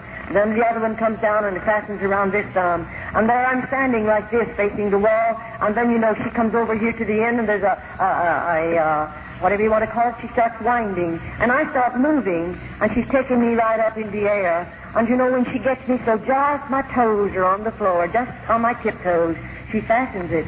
And there I hang, and all the weight of my body is on my thumbs and on my toes. Not a word is said. No one speaks a word. And she walks out of that room and locks the door. If you know what it means for a key locking a door, and know that I'm strung up there like that, you'll never know unless you're a nun. And when that woman walked out, I didn't know how long I'll stay there. How long that woman will leave me there. And you know, they didn't come to give me food. They brought me no water. And I thought, is this it? Am I going to die back here just like this? And within a few hours, you can imagine, I'm still a human being. My muscles began to scream out with the pain. I was suffering. And that woman let me hang, and nobody come near. And what good would it do for me to cry? You can spill every tear in your body. Nobody will hear you. There's no one there to care how many tears you spill. And so I just hung there. And finally, I began to seemingly, I felt like I couldn't stand it. I'll surely die if they don't come and get me quickly. And I felt as if I was beginning to swell. I don't know how long went by, and she opened the door one morning, and she had something for me to eat. And the water was in a pan, and it was potatoes, and those potatoes were not good to eat. They were in a pan. And there's a shelf over there on the wall that she can adjust to the height of the nun. And, you know, she pulls it up. Now, I'm not against the wall. I'm about this far from it. But to get that food, she puts it there and said, this is your food. And she walks out. Now, how am I going to get it? She didn't let my hands down. But this is what you'll learn. And you'll struggle to get it. I'm hungry. I mean, I'm so thirsty, I feel like I'm going mad. And to get it, I discovered that this hand goes high and this one will come down a little bit. And that'll keep right on going higher. As I lean, I have to reach higher with this one. This one will automatically let down. And to get that water and that food, I mean, I had to get it like the dogs and cats. And I lapped as much of it as I could because I'm so thirsty. And get those potatoes, I tried as hard as I could because I'm hungry. I mean, I'm hungry. And I got as much of it as I could, naturally. But I was hungry. That's the way she fed me for a while, and then she released the bomb. All right, now they can make us do anything. Here we are, the Mother Superior, and I might be down in the laundry room washing. And I told you how we wash. And it's a cement floor. And doing the type of laundry we do, some of it's very heavy. The water slops out on the floor, and oh, it's such a mess. We walk in it. And you know, then here comes a Mother Superior. And to me, a Mother Superior, just as soon you turn loose a lion that's very hungry and let it come walking down that aisle as you see a Mother Superior in a convent. I was scared to death of her. Every time I saw that woman, somebody had to suffer. And we're afraid of her. She knows we're afraid of her because she's cruel. I've seen in her heart is callous. And here she comes. And you know, there we are washing. And I tell you, when she comes, and we know, you feel her presence before you ever see her. You know her footsteps. And you know, we'll wash a little harder. But when she gets down here where we are, she might address me. And she'll say, you come out here. And I'm out there like a flash because I'm scared. And then she'll say, prostrate yourself down there and lick so many crosses on that floor. That's a cement floor. And of course I have to prostrate my body and lick those crosses. And those are not little tiny crosses as far as I reach. I have to lick those crosses. And she watches my countenance. If I don't like it and she knows that I don't like it, then she might say 10. She might say 25. And you know, then the next morning she may walk back through there again, and because she saw something in my face that made her to know I didn't like what she wanted me to do, she may call me again. My tongue by this time is sore. It's bleeding, but I have to look the crosses on the floor again. And then they do the same way about compelling us to crawl. They'll compel you to crawl, and may I say, it could be up and down an aisle like this 10 times, and it'll not be a beautiful rug like this. It'll be on a floor that you'll know what you're crawling on. And you know, I'm crawling, and I have to crawl like this upright. And my knees. Don't they hurt? And I might make it 5 or 6 times, and then I might not have enough strength to go the other 3 or 4 times, and I'll faint. But she'll pour some cold water on me and tell me to crawl again. And may I say then, I'll try to finish it out, and maybe the next day she compels me to crawl again. By this time, there's scabs on my knees. I mean, those knees are sore, but I must crawl again. This is the life of a little nun. We're doing penance. And then she teaches us to believe that God is looking down out of heaven. He's smiling his approval upon those little girls. And God is made happy through our suffering. And because we are heathens, we don't know any better. We've never read the Bible. We've never had any scripture. And so those little nuns are ignorant of the Word of God. You know, we are just raised under the tradition of the Roman Catholic Church. And we know nothing about this lovely gospel of Jesus Christ. And so we have to do these things. Then the Mother Superior might walk through the cell door. By the way, in our cells, there's nothing in there but the Virgin Mary, and that is, she's holding the baby Jesus, and there's the crucifix, and then we have a prayer board. And by the way, I'll assure you folks that you'll never want to kneel on our prayer board. We kneel on it every day if we are able to walk under our own power. It is a board about this height from the ground, and there are two leading up like this one, and this one is about that wide. I'm going to drop my knees down on it, and there's sharp wires coming up through that board, and then this one up here, I'll prostrate my arms on, there's going to be sharp wires. After all, I told you we were going to suffer. We were going to do penance, and this is a part of my suffering. And as I kneel on that prayer board, I'm praying for lost humanity, and I'm believing as I suffer that my grandmother will be released from a priest's purgatory sooner because of my suffering. And I'll kneel there longer sometimes. Oh, it's terrible, but we don't know any better, so we do that because that's all that little nun does know, and we believe it. And there we are, and we are locked in our cells. Every night the key is turned in those doors. We can't get up and come out of there. And then more than that, 7 minutes of 12. We go to bed at 9:30, the lights are out. 7 minutes of 12, there's two little nuns appointed to unlock every door. Every little nun again gets on her feet, dresses in full dress, goes into the inner chapel, and there we again pray 1 hour for lost humanity. We don't get very much sleep, that's why, and we don't have enough food, and we work hard, and we suffer much. That's why our bodies are so broken. That's why we seemingly don't have enough strength to carry on after we live there. But I'd like to say this to you as I go, before I go any farther. Now, I did those very things we are taught to believe, that as we spill our own blood, now we must do this. As I hurt my body, if I torment it or torture it in any way that I spill blood, I'm taught to believe that I'll have 100 less days to spend in purgatory. Now, you know, we have no hope.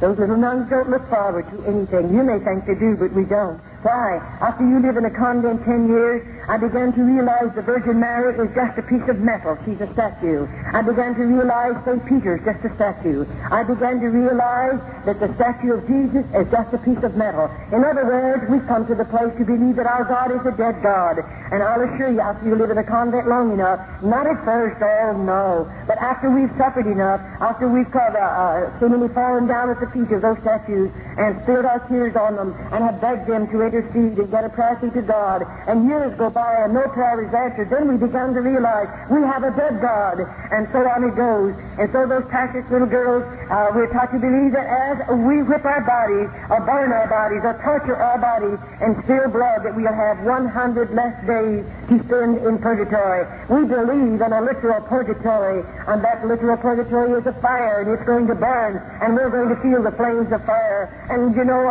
when I say nuns are forgotten women, just who do you folks think is going to say a prayer or go and pay the priest to have a high mass for a little nun that's in a convent? I wonder who's going to. Why? Because they'll not even be notified. When many of those little nuns die, there's no notification of them whatsoever. A parent won't even know when they're dead. So who's going to pray us out of purgatory, or rather buy us out of purgatory? No, we realize after we're in there for a period of time that there is no purgatory. And of course, you know there isn't, and I know there isn't. And there is no purgatory. The only purgatory the Roman Catholic people have is a priest's pocket, and they're filling his pockets with coins in order to pray for the dead. And may I say, there are thousands and thousands of Roman Catholics. In the month of November, may I say to you, in the United States, 2 years ago in the month of November, the Roman Catholic priests praying masses for the dead of the Roman Catholic people in this country in 1 month collected $22 million for masses said for dead Roman Catholics.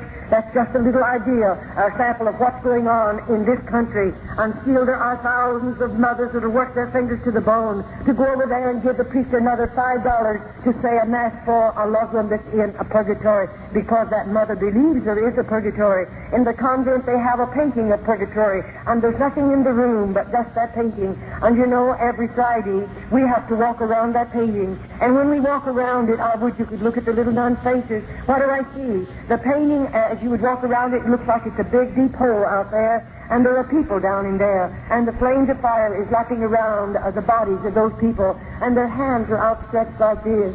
And the mother will say to the little nun, you better go and put another penance on your body. Those people are begging to get out of that fire. And because we're heathens, we don't know any better. I might go someplace in the convent, and maybe I'll burn my body real bad. Maybe I'll torture it some way and spill some more blood, because as I suffer, I believe they're going to get out of that place where a priest puts them. And there are millions of people, so to speak, in purgatory that your priest have put there. And when he knows that it's the biggest fraud there is in the world, he knows there's not a bit of truth to it. And bless your heart, I often say you take purgatory mass away from the Roman Catholic Church, you're robber of 9/10 of a living. She'll starve to death if you would take it away from her. She commercializes not only off of the living, but off of the dead, and on it goes. All right. It doesn't bother a Mother Superior to take one of those dear little girls. And may I say, you know, when the priests come into the convent, they come as our father confessors. Once a month we go to confession. And we don't want to go, don't you worry. Many the time have got in the very back row. I didn't want to go in there. I know who's out there. One of them, I may not know the particular man, but I know he's a priest. And I know those priests. I certainly have seen them enough. I've lived there long enough. I certainly have had contact with every one of them, and I'll assure you this one thing. I don't trust one single one of those in the convent. Now, we're not telling you about every priest. I don't know all the priests. I'm just talking about the convent in my personal testimony of convent life. And you know, we know something about what's out in that room, and here we are. We know we're going to confession today. It may take all day long, and here he comes. And I have never seen a Roman Catholic priest come into the convent that I was in without intoxicating liquor under his belt. And I say a man or a woman, regardless of who you may be, when you get liquor under your belt, you're not a man, neither are you a woman. You become an animal and a beast. And so we have a beast sitting out there. There's a straight, back, hard-bottom chair, no other furniture but the crucifix and the Virgin Mary. But here he is sitting on that chair right out there in the middle of that room. Now here a little girl has to walk out there alone, and she has to kneel down. Think of it.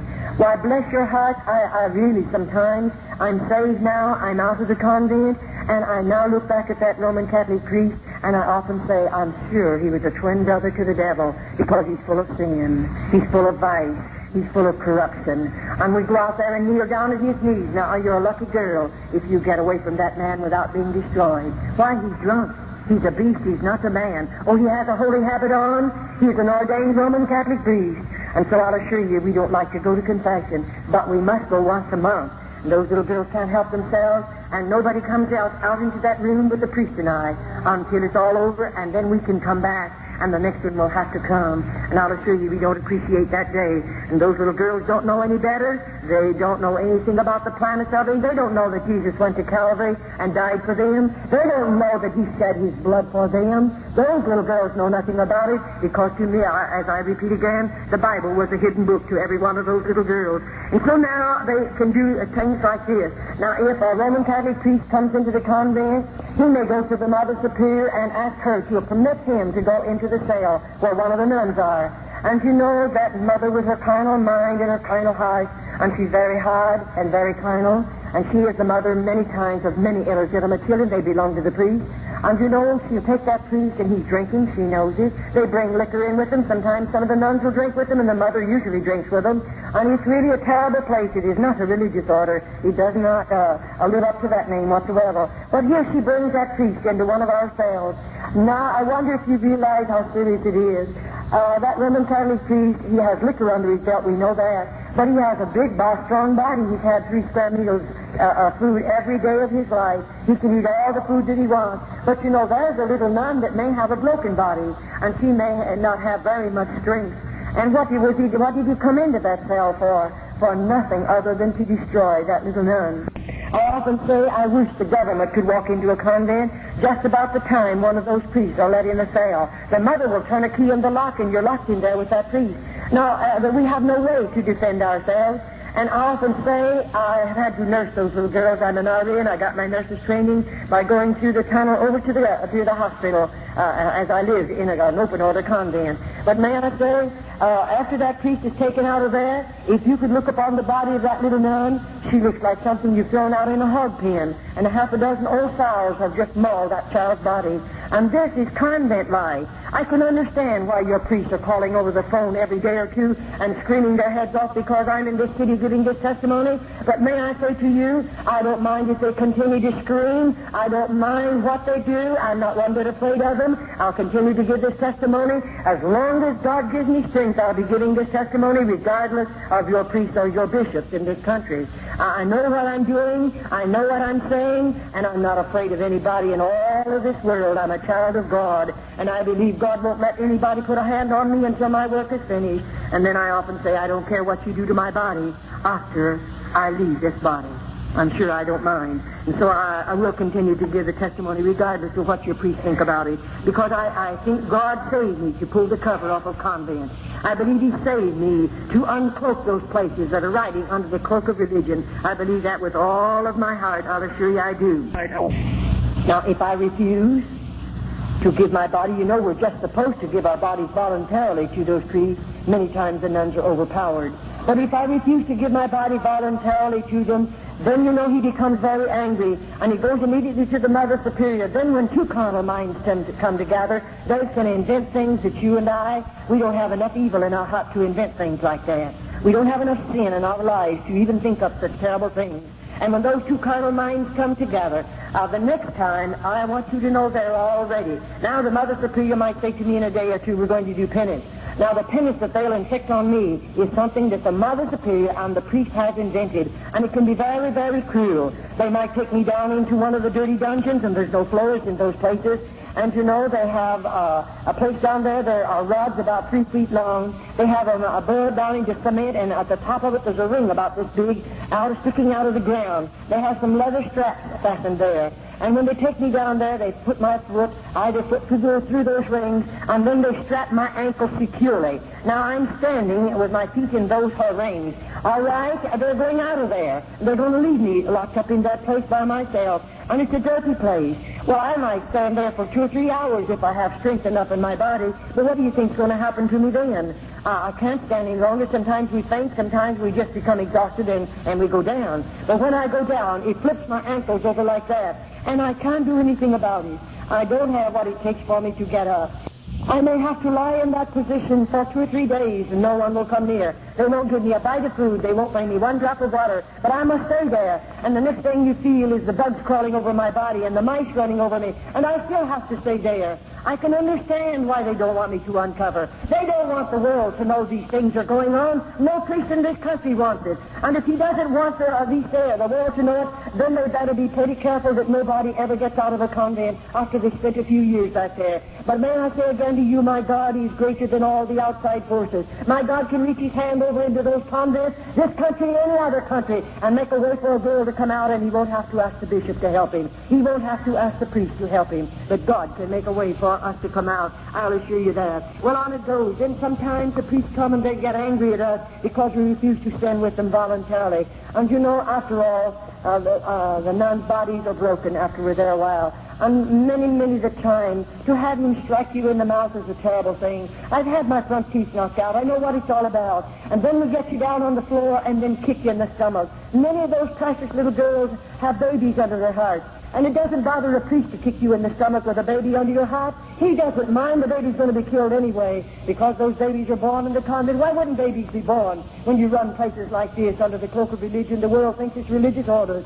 And there are babies born in there. And most of the babies are premature. Many of them are abnormal. Very, very seldom do we ever see a normal baby. You say, Sister Charlotte, do you dare to say that? I most definitely do dare to say this. And I intend to keep on saying it. Why? I've delivered those babies with these hands. And what I've seen with my eyes and I've done with my hands, I just challenge the whole world to say it isn't true. And the only way they can ever prove it isn't true, they'll have to open, if they ever serve a summons on me and call me into court. I'll assure you this one thing. Convents are coming open. And then the world is going to know what convents really are. And they'll have to open them to vindicate my testimony, because I know what I'll do if they ever serve a summons on me. I've been before the highest laws we have in the United States. I know what I'm doing. I know what I can say, and I'm not one bit afraid to say it, because I've been a part of this. I've been connected with this system 22 years behind convent doors, and it is a terrible thing. After when that dear little man looking forward to that day when her precious baby will be born.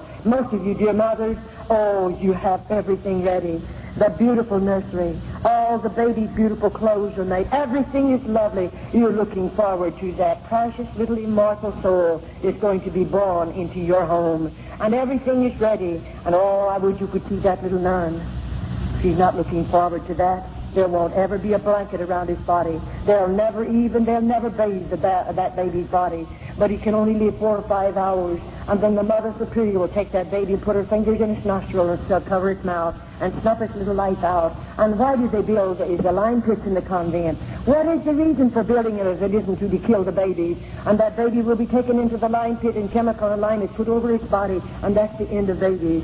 Oh, when I think about it. That's why I try to challenge people, pray. If you know how to pray, you know how to contact God, pray and ask God to deliver the girls from behind convent doors. In other words, pray that God will make a way for every convent in the United States to be opened and let the government go in. And when the government goes in, you won't have to worry. The convents will be opened, the nuns will be taken out, and they'll be closed up. Just as they opened the convents in Old Mexico in 1934, there are no convents in Old Mexico. Every cluster it is opened, and they found all of the corruption back there, the lime pit. If any of you are taking a vacation, go into Old Mexico. The government owns them, they're public museums. And go through the convent, look with your own eyes, touch with your own hands, and then come home and see if you believe my testimony. It'll say every day with blood in your veins. I mean, it'll do something to you that nothing else has ever been able to do. Go through them and look at them. Go into the dungeons. Go into the tunnels. Go through the lime pit. Look at the skulls, rooms of skulls over there, and then ask the guides where they come from. And go and see all of the devices of torture they placed upon the bodies of the little nuns. Go into their cells and look at their beds and see for yourself. Oh, yes, you can go. It'll cost you 25 cents to go through each one of them. You look at those things and see them for yourself and then come home, and maybe it'll give you a greater burden to pray for little girls that have been enticed behind convent doors by the hierarchy of the Roman Catholic Church. Wonder how you would feel if this was your child. And remember, I have a mother and daddy, or had one, and they love me just as much as you love your children. And when they let me go into the convent, I'm sure my mother and daddy didn't expect these things to happen because they didn't know. They never dreamed a convent was like this. But, you know, I wonder how you'd feel if you could walk in someday and out there in this particular room. That floor is built for this purpose. There's a partition right out there. There's just a little thing they can touch. It automatically opens. And, you know, there's a deep hole underneath that floor. And this little nun has done something. I can't tell you what she's done, because I wasn't there when she done it. But she's done something, and to them it's very serious. And when they bring her to this particular place. Her little hands and feet are going to be bound securely. They're going to drop her in that horrible, horrible pit. And then they're going to put the boards back down. No one will ever know. Oh, there's plenty of chemical lying down there.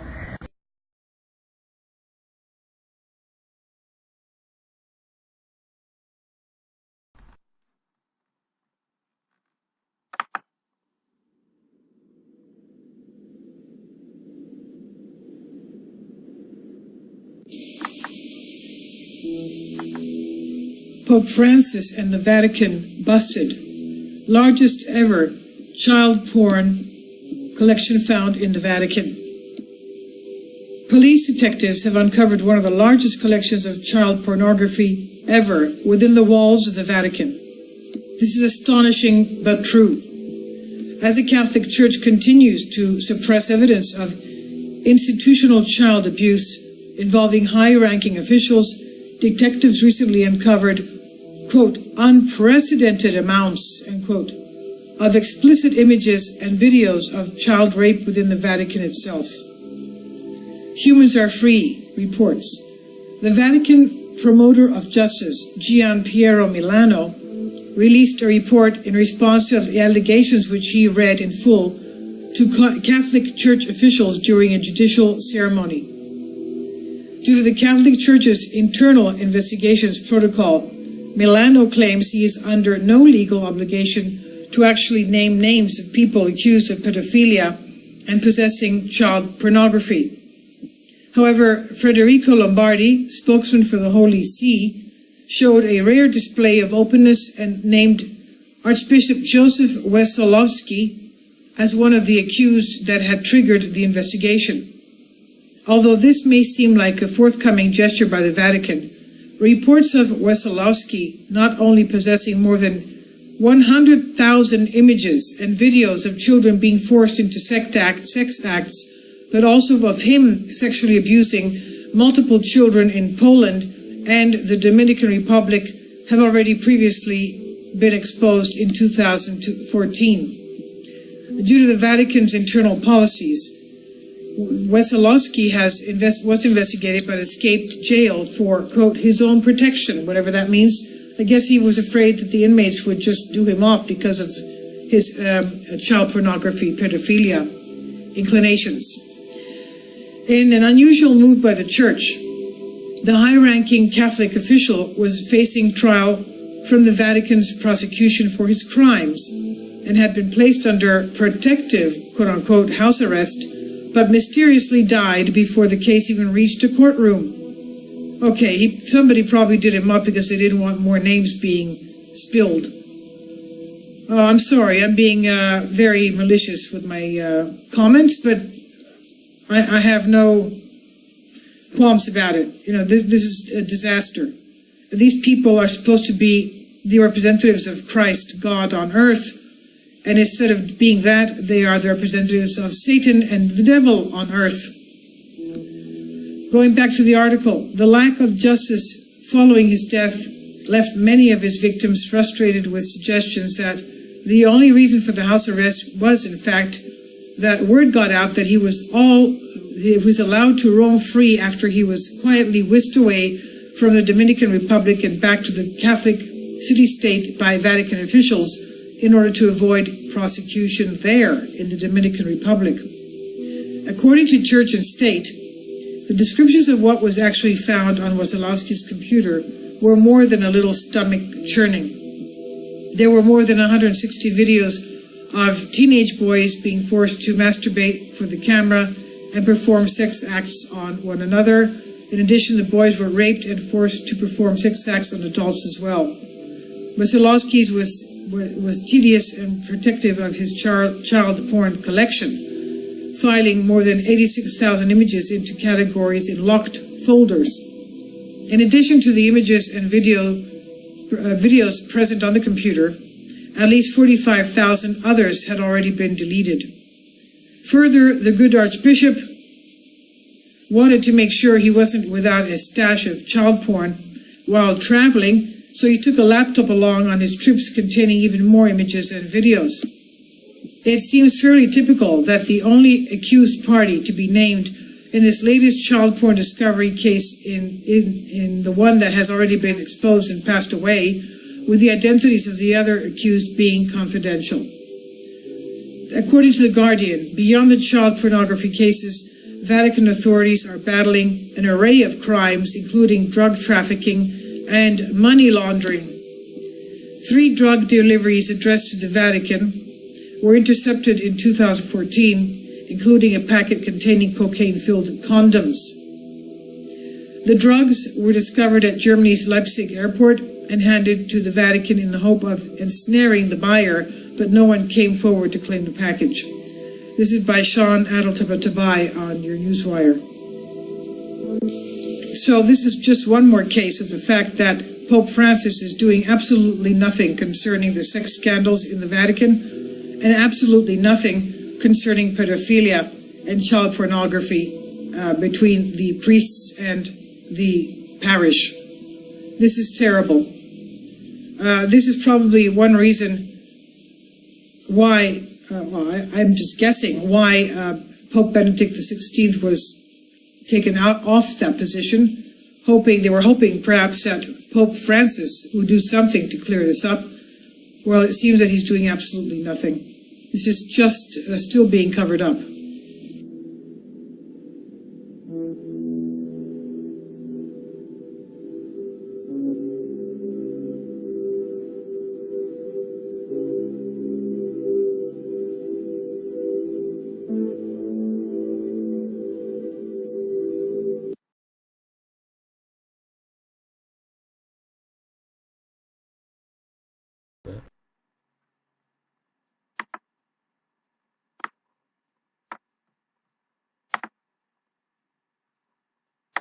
Who is behind this global sudden wave of thousands of pedophiles per country being caught, 10,000 plus arrests here, kids being caught in cages in California?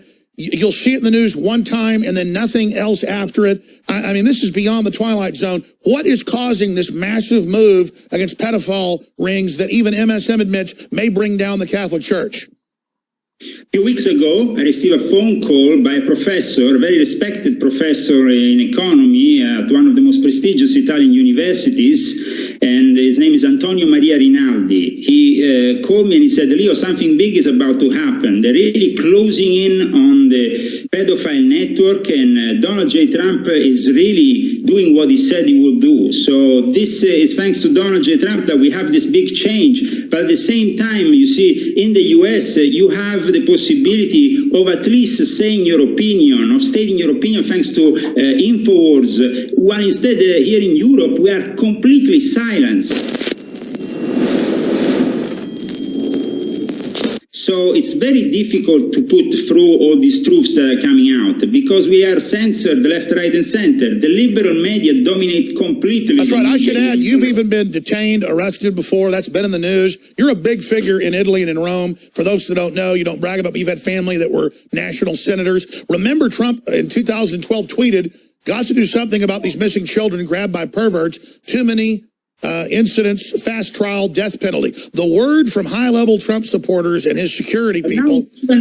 It's even worse than before because they're using all these kids arriving with the refugees. They are taking them from the boats directly and bringing them in their pedophile networks, taking their organs. They found hundreds of emptied bodies put back together in Egypt and in other places before. This is scandalous. I think this is really becoming revolting. And the double standards of the liberal media make it impossible to have some clarity. But Leo, we'll have the next segment to give you the floor because you're the expert. But we have high-level Clinton operatives convicted shipping in kids, kids disappearing, the UN mass raping children. How big is this empire of pedophiles? And from my research, that's just the gateway drug. After that, it's literal Satanism, human sacrifice, devil worship. Describe to us from your deep research how deep the rabbit hole goes.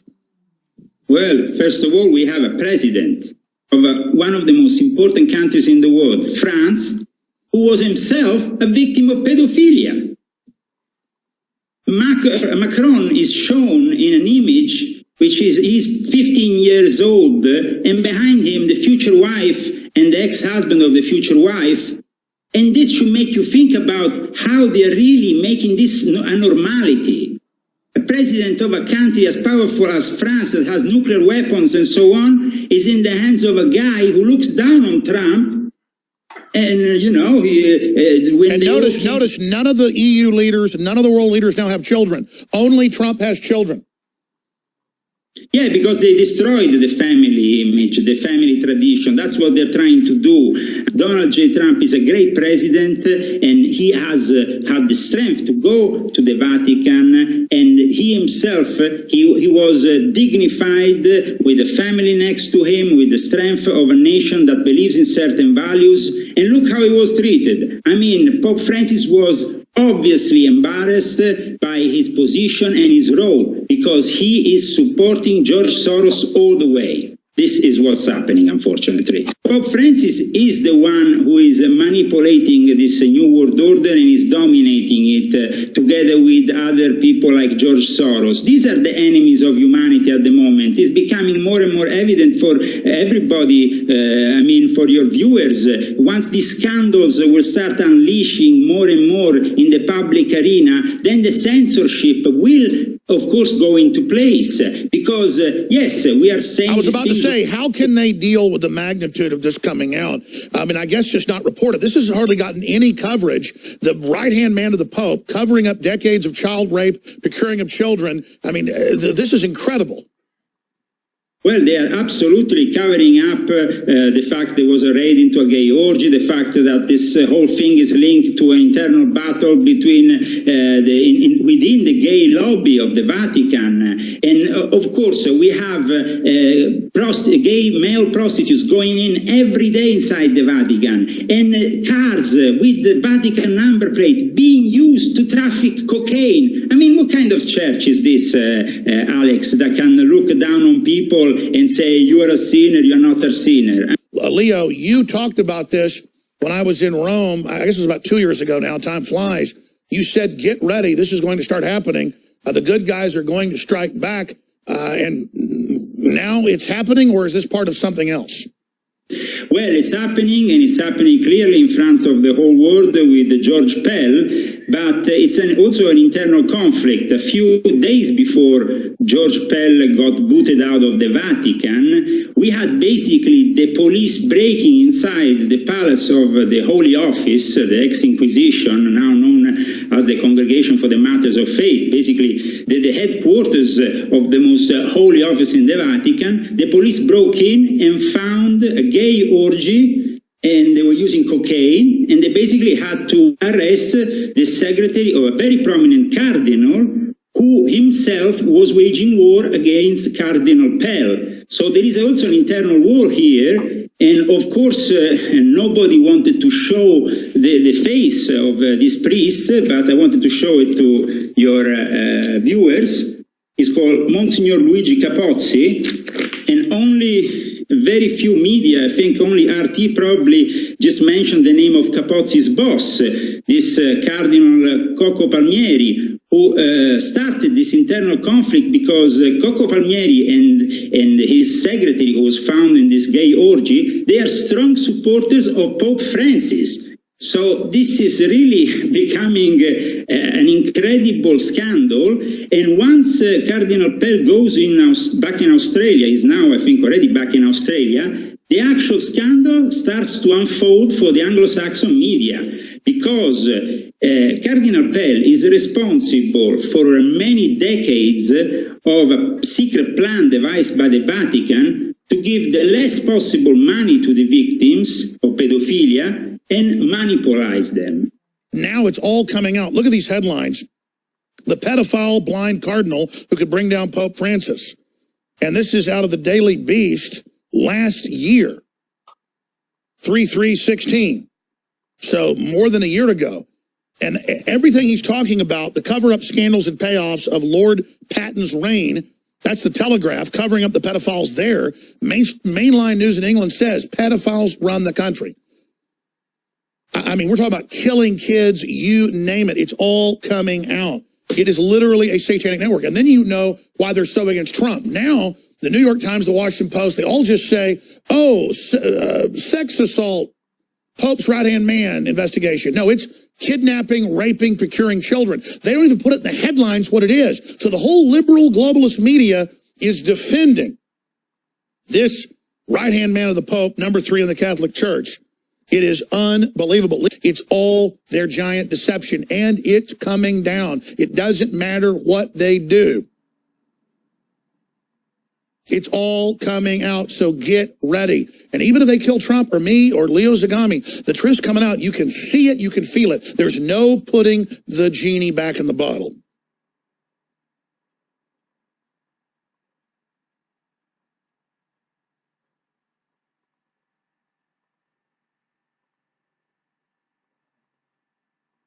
Hello, this is a breaking news release from the International Tribunal into Crimes of Church and State, dated Monday, February 3rd, 2014, Greenwich Mean Time. This is based on exclusive reports we've just received from Madrid and Rome. Pope Francis is named by former Argentine junta insider as a prime mover in child trafficking network. And Francis concealed a Vatican and Crown of England Holyrood agreement authorizing the joint cover-up of child rape in Anglican and Catholic churches. A former civil servant in the Argentine military junta, who is living in exile in Spain, claims that Pope Francis engineered the kidnapping and trafficking of children of political prisoners during the dirty war of the 1970s, in which over 30,000 people were killed by the government. The man bases his claim on his personal involvement in meetings between Jorge Bergoglio and senior military junta members that secured the child trafficking networks using Catholic orphanages and religious bodies throughout Argentina as covers. A Spanish reporter who has interviewed the former civil servant states, quote, "This witness is genuine and has many names and dates and notes for meetings. Apparently, Bergoglio was promised the top spot in the Argentine church if he cooperated with the junta and was their publicity frontman, which he was for many years. It's no wonder that as the Pope, he's made it harder for honest Catholics to report child abuse, considering his own complicity." Now, in response to these latest revelations, the International Common Law Court of Justice in Brussels is actively proceeding with its next major case, in which its prosecutor's office will seek the prosecution of Pope Francis, Jorge Bergoglio, on a charge of criminal conspiracy and aiding and abetting human trafficking. The court will issue its first statement of claim and summonses to Pope Francis and other parties no later than March 30th, 2014. The same court issued a legal declaration on August 4th, 2013, naming the Crown of England and the Roman Catholic Church as transnational criminal bodies under international law. Hello, this is Kevin Annett. It's March 1st, 2014. I have an important announcement from the International Common Law Court of Justice in Brussels, and I'm reading this to you from the Sovereign Territory of the Republic of Grenada, formerly the Dominion of Canada, but now under common law jurisdiction. The notice reads as follows. Let it be known from the Office of the Presiding Magistrates of the Court that based on an application brought before it by the Office of the Citizen Prosecutor on February 10th, the Court will, commencing in 30 days, begin litigation proceedings against Jorge Bergoglio, so-called Pope Francis of the Roman Catholic Church, Adolfo Nicolas Pachon, the Secretary General of the Society of Jesus or the Jesuits, Justin Welby, the Archbishop of Canterbury, head of the Church of England, along with Elizabeth Windsor, and others involved in crimes against humanity. These defendants will be charged with organizing and abetting child rape, torture, and trafficking, and with criminally conspiring to commit and to conceal these offenses. The court will convene its pretrial examination hearing on Monday, March 31st, at 9 a.m. Greenwich Mean Time in the city of Brussels. Accordingly, the court is today issuing a public summons against these three individuals, Pope Francis, the head of the Jesuits, and the Archbishop of Canterbury, head of the Church of England. The summons requires that they appear before the pretrial hearing on March 31st, either personally or through their legal representatives. Now, their failure to appear will be interpreted by the court that they are not contesting the charges against them, and such a verdict will be issued into the court record. A copy of the summons is being delivered to all three of these individuals this week, and to other parties named in the suit. Now, prior to the commencement of this court case on March 31st, the Common Law Court and its affiliated bodies are asking all people of conscience in the world to gather in prayer and in silence on Sunday, March 30th, as a witness to the children who are dying today through this church-sponsored child trafficking network, and children who have died in the past at the hands of these same churches. Children like Albert Hance, age 9, who was starved to death at the Church of England Anglican School, the St. George's School in Lytton, British Columbia. Shirley Tatouche, who was just 10 years old when she was raped to death by a priest, a Catholic priest at the Fort Albany Residential School in Ontario. Or Richard Thomas, who was 15 when he was beaten to death by Terence McNamara, a priest at the Cooper Island Catholic School on the west coast of Canada. Now, all of these deaths happened and continue to happen because of this policy of crimen solicitanis, the formal policy in the Roman Catholic Church and now in the Church of England as well, whereby every priest and official is obligated to silence the victims of child rape, to not tell the police and to protect the perpetrator, and to commit this crime of cover-up and inhumanity.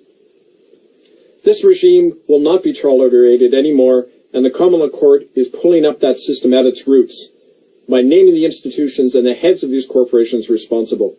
We ask all of you to join us in prayer on March 30th and in action on March 31st. And stay tuned for more details at itccs.org. We thank you. Hello, this is March 3rd, 2014. and this is a legal notice and public summons issued today by the International Common Law Court of Justice, Criminal Trial Division in Brussels, in the matter of the People versus Jorge Bergoglio, Adolfo Nicolas Pachon, Justin Welby, and others. A summons to appear before this court is issued on this day, March 3rd, 2014, to the following persons: Jorge Bergoglio, alias Pope Francis I, Pontiff of the Church of Rome; Adolfo Nicolas Pachon, alias Superior General of the Jesuit Order; Justin Welby, alias Archbishop of Canterbury of the Church of England. Let these persons, their agents, and the world be advised that they, the named parties as flesh and blood men, are hereby publicly charged by the Citizen Prosecutor's Office of the Court with the following offenses: 1. Organizing, aiding, and abetting child rape, torture, and trafficking within their bodies corporate, and inciting and commanding their agents and followers to do the same. 2. Violating the laws of nations and compelling their agents and followers to commit treason within their respective nations. 3. Criminal complicity in the death, rape, torture, and genocide of untold numbers of children. And 4. Criminally conspiring to commit and conceal these offenses and counseling others to do the same. These accused persons, as flesh and blood men, are hereby summoned to appear as primary defendants in a lawsuit addressing their responsibility for these crimes to be adjudicated by the court, commencing at its opening examination hearing on March 31st, 2014, in the city of Brussels. These defendants are advised that they or their legal representatives must appear at this hearing or give just cause in writing within 10 days of this date as to why they are unable or unwilling to attend. The defendants are further advised that their failure to respond to this summons or to challenge these charges made against them will be interpreted by the court as a tacit admission of guilt by them and will constitute a plea of nolo contendere, or non-contested declaration, and will be entered into the court record as such. This public summons is issued by the Office of the Presiding Magistrates of the Criminal Trial Division of the Court on the 3rd day of March in the year 2014 in the city of Brussels. The defendants are hereby publicly served.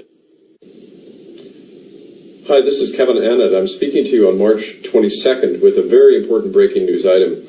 I'm on my way to Europe. I'm in transit at the moment, but this information is so startling and so important for the work of humanity in the International Common Law Court of Justice that it needs to be shared today. A former member of a child abuse cult known as the Ninth Circle has stated in a deposition to the court that Joseph Ratzinger has been a member of the circle since at least 1962, and as such has routinely participated in the ritual rape, torture, and killing of children. Quote, the witness claims to have seen both former Pope John Paul II, Karol Wojtyła, and Pope Benedict Joseph Ratzinger participate at Ninth Circle rituals held at Catholic cathedrals and in a forest grove in France, said George Dufour of the Common Law Court. This recent statement confirms the account of such a ritual involving Joseph Ratzinger made by Dutch eyewitness Toels Nijenhuis last year, which you can see at itccs.org on May 8, 2013. The court has also received evidence that the Ninth Circle cult is referred to in Vatican documents which describe how the participation of every new pope in the Ninth Circle cult is mandatory for their assumption of office. The alleged documents refer to the cultic rituals as, quote, the magisterial privilege that involves the ceremonial killing of newborn children and the consumption of their blood at circle rituals. Now, this startling information is all being documented, and the alleged document itself is translated from Latin and is dated December 25th, 1967. All of this new evidence has been entered into the case records of the Citizens Prosecutor's Office of the Common Law Court in Brussels. Please stay tuned for more announcements from Brussels this week, where I will be in attendance with members of the court. And stay tuned at ITC Ratzinger, made by Dutch eyewitness Toels Nijenhuis last year, which you can see at Yo, I'm not calling.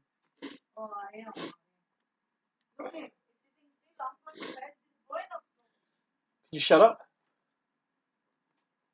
itccs.org on May 8, 2013. The court has also received evidence that the Ninth Circle cult is referred to in Vatican documents which describe how the participation of every new pope in the Ninth Circle cult is mandatory for their assumption of office.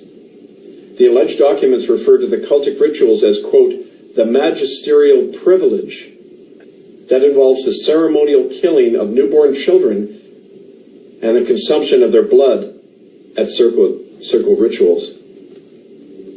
Now, this startling information is all being documented, and the alleged document itself is translated from Latin and is dated December 25th, 1967. All of this new evidence has been entered into the case records of the Citizens Prosecutor's Office of the Common Law Court in Brussels. Please stay tuned for more announcements from Brussels this week, where I will be in attendance with members of the court. And stay tuned at itccs.org. This is Kevin Annett. I thank you. Hi, this is Kevin Annett with a very important breaking news announcement from the Prosecutor's Office of the International Common Law Court of Justice. This is May 14th, 2014. The Ninth Circle child sacrificial cult members, locations, and dates are identified to the court. Prosecutor issues a call for special deputies to stop the Ninth Circle's trafficking and murder of children. Brussels. As the third session resumes in the court's historic case into child trafficking and cult murder, the prosecutor today introduced remarkable new evidence that names the identities of top Ninth Circle cult members. The same evidence also positively identifies when and where some of the Ninth Circle rituals are being conducted, involving the routine rape, torture, and murder of children and newborn babies. Quote, senior Ninth Circle members include Jorge Bergoglio and Joseph Ratzinger, so-called popes of the Church of Rome, Archbishop of Canterbury Justin Welby, 2 British High Court judges, at least 1 Catholic bishop in Canada, senior government ministers in Belgium and England, and members of the British, Dutch, and Belgian royal families, unquote. Stated a news release from the prosecutor's office today. Quote, the most recent gatherings of the Ninth Circle occurred in the crypt of Carnarvon Castle in Wales, and within a subterranean vault beneath Marie Reine du Monde Roman Catholic Cathedral in Montreal, Canada. At least 2 of the primary defendants were identified at these recent gatherings, where children under 5 years of age were ritually killed. The next major conclave of the Ninth Circle at the Montreal Cathedral at 1085 Rue de la Cathédrale is scheduled for August 15th, 2014, unquote. Now, in response to this startling evidence, the 5 court judges adjourned the trial proceedings today to allow the prosecutor's office to issue a call for special deputies to take immediate action to stop these murderous rituals of the Ninth Circle. As Kevin Annett, special assistant to the prosecutor, describes, quote, I was awoken after midnight by a call from Brussels alerting me to the prosecution's demand that special deputies be immediately sworn and prepared to take direct action to stop the Ninth Circle's murder of children. So I've instructed all 39 of our local chartered common law groups to do exactly that. We want the men and women who are now being trained as our police force to realize that children are dying horribly as we speak. Protecting those children will be the first job of our trained sheriffs. They will be detaining and incarcerating the guilty, and they will be deputizing other men and women to form direct action units to enforce the standing arrest warrants against criminals like Joseph Ratzinger and Elizabeth Windsor. We can only protect our children by tracking down and stopping those who are raping and killing them today, starting with the sick monsters known as the Ninth Circle, unquote. Offers to assist in such direct action against the Ninth Circle have already been received from policemen and politicians in Europe and from local sheriffs and active service marshals and soldiers in America. Last week, the court commenced training programs for common law peace officers in 13 countries. For information how to join the nearest training program and their direct action units, write to itccscentral@gmail.com or phone 386-323-5774 at the ITCCS office in the United States. That's 386-323-5774. This is being issued by the Public Information Agency of the Prosecutor's Office, May 14th, 2014, in Brussels. I thank you. Hello, this is Kevin Annett. It's July 19th, and I'm reading a communique from the International Common Law Court of Justice in Brussels, which has just concluded the trial of Jorge Bergoglio, so-called Pope Francis, Justin Welby, the Archbishop of Canterbury, and Adolfo Pachon, head of the Jesuit order. Now, as you know, this case has been going on for several months concerning the involvement of these accused in child trafficking and murder. This is the communique that we received today by special post from Brussels.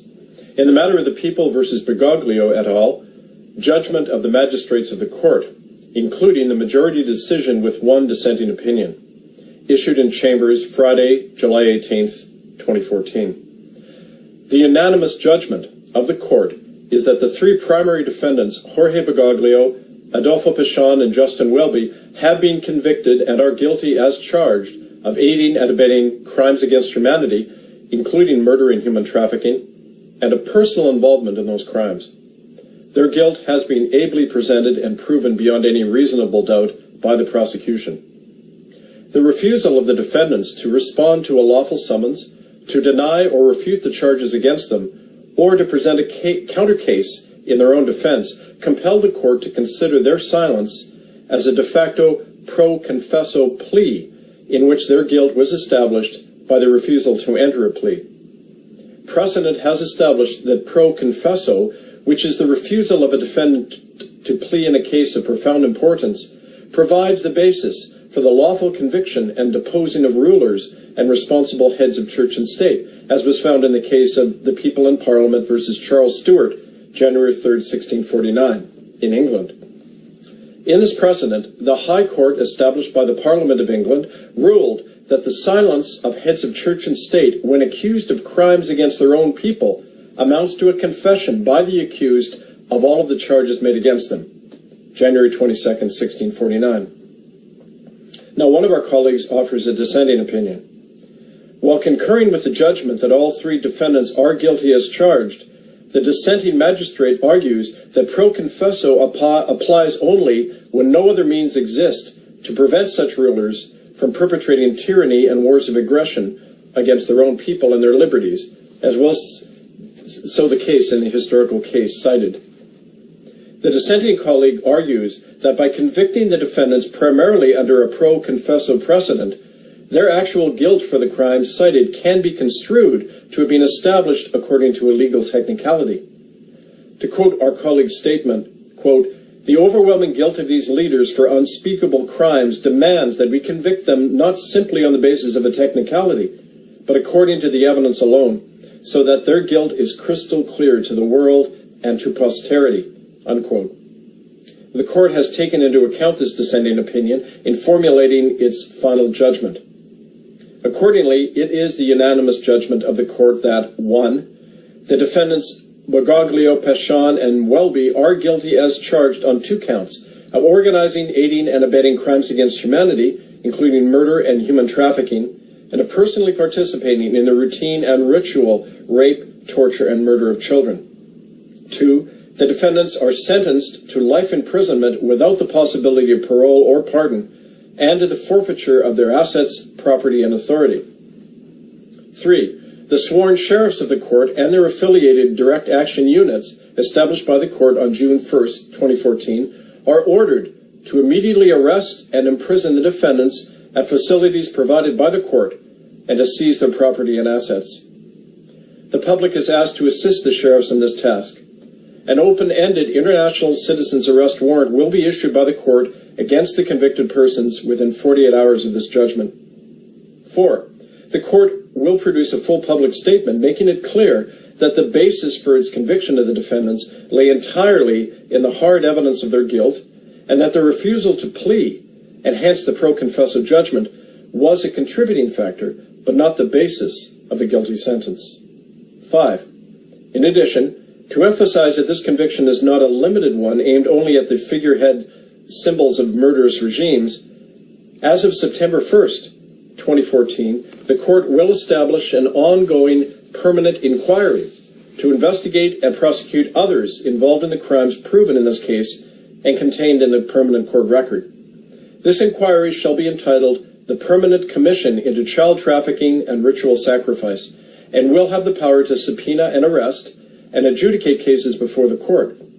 The commission will be international in scope, have no time restriction, and will seek cooperation from governments, international agencies, and police forces with the aim of prosecuting and stopping forever the trafficking, ritual, torture, and murder of children. 6. To protect this new commission, its witnesses, officers, and evidence, the court record from the case of the People versus Bergoglio et al. Will remain sealed for now, along with the identity of the witnesses and court officers, with the exception of that permitted by the special and unanimous authorization of the court. The jury members who were involved in the proceedings thus far are relieved of their duties and are thanked for their efforts. And 7, this concludes the case of the People versus Bergoglio et al. This is issued today, July 19th, 2014, by the Judicial Council of the International Common Law Court of Justice in Brussels. Thank you.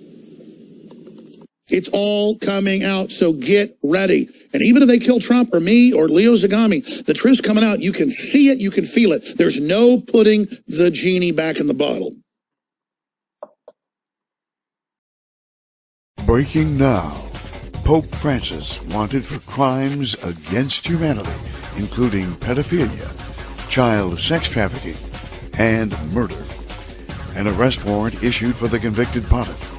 The shocked Francis is confronted in Geneva, Switzerland, just hours before the scheduled sacrifice of an innocent young child in a satanic ritual. The Pope is shackled, and then all hell breaks loose. Why haven't you heard about it? Media blackout. Plus, a mother has life-saving medication for her 12-year-old son seized by authorities at an airport. The boy suffers from epilepsy and has over 100 seizures a day. This life-saving treatment could mean the difference between life and death. The mother's plight causes international outrage, but the questions remain. Is this natural substance really successful? And if so, why is Big Pharma running scared? The truth is about to be unsealed.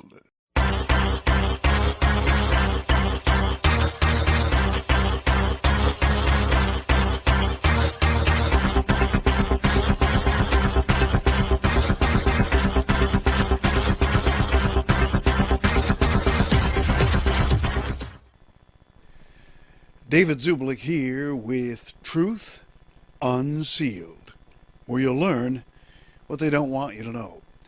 We have breaking news. A couple of weeks ago, we reported to you that an impending arrest was going to be attempted on Pope Francis Bergoglio in Geneva, Switzerland on June 21st of this year, the summer solstice. An arrest warrant had been issued on May the 30th and was to be executed on June 21st in Geneva, Switzerland during a World Council of Churches meeting in which Pope Francis was going to be in attendance. We had also reported to you that a Catholic Black Mass was scheduled to take place at the stroke of midnight on June 21st, in which a human child sacrifice was going to be performed by Pope Francis. Well, June 21st came and went, and due to a tremendous media blackout, no one, at least until now, knows exactly what went down on June 21st. If you follow mainstream media stories, you'd believe nothing happened. Not the case at all. Common law sheriffs who were armed with a standing arrest warrant confronted and temporarily restrained Pope Francis on Thursday as he approached the Ecumenical Center where he was scheduled to address the delegates at the World Council of Churches. And after a brief struggle between the arresting sheriffs and Vatican security, the Pope was released and rushed into a waiting vehicle. Two of the sheriffs who were there to deliver the arrest warrant were heavily beaten and are currently in hospital. They were detained by Vatican agents and arrested by Geneva police along with two other people. We're now going to give you the complete report on exactly what happened this week, a report that you are not going to hear about in the mainstream media, a report that you are not going to hear about anyplace else. The truth about what went down in Geneva, Switzerland on the summer solstice with Pope Francis Bergoglio is about to be unsealed.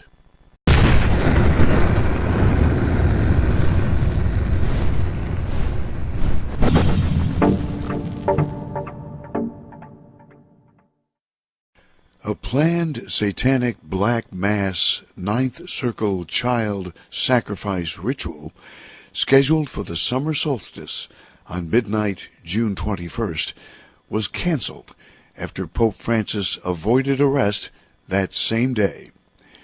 Bergoglio was with his bodyguards on his way to address the World Council of Churches in Geneva, Switzerland, when 4 squad members from the International Common Law Court of Justice detained the Pope, read him an arrest warrant, placed him in restraints, and attempted to escort him to a prearranged secure location.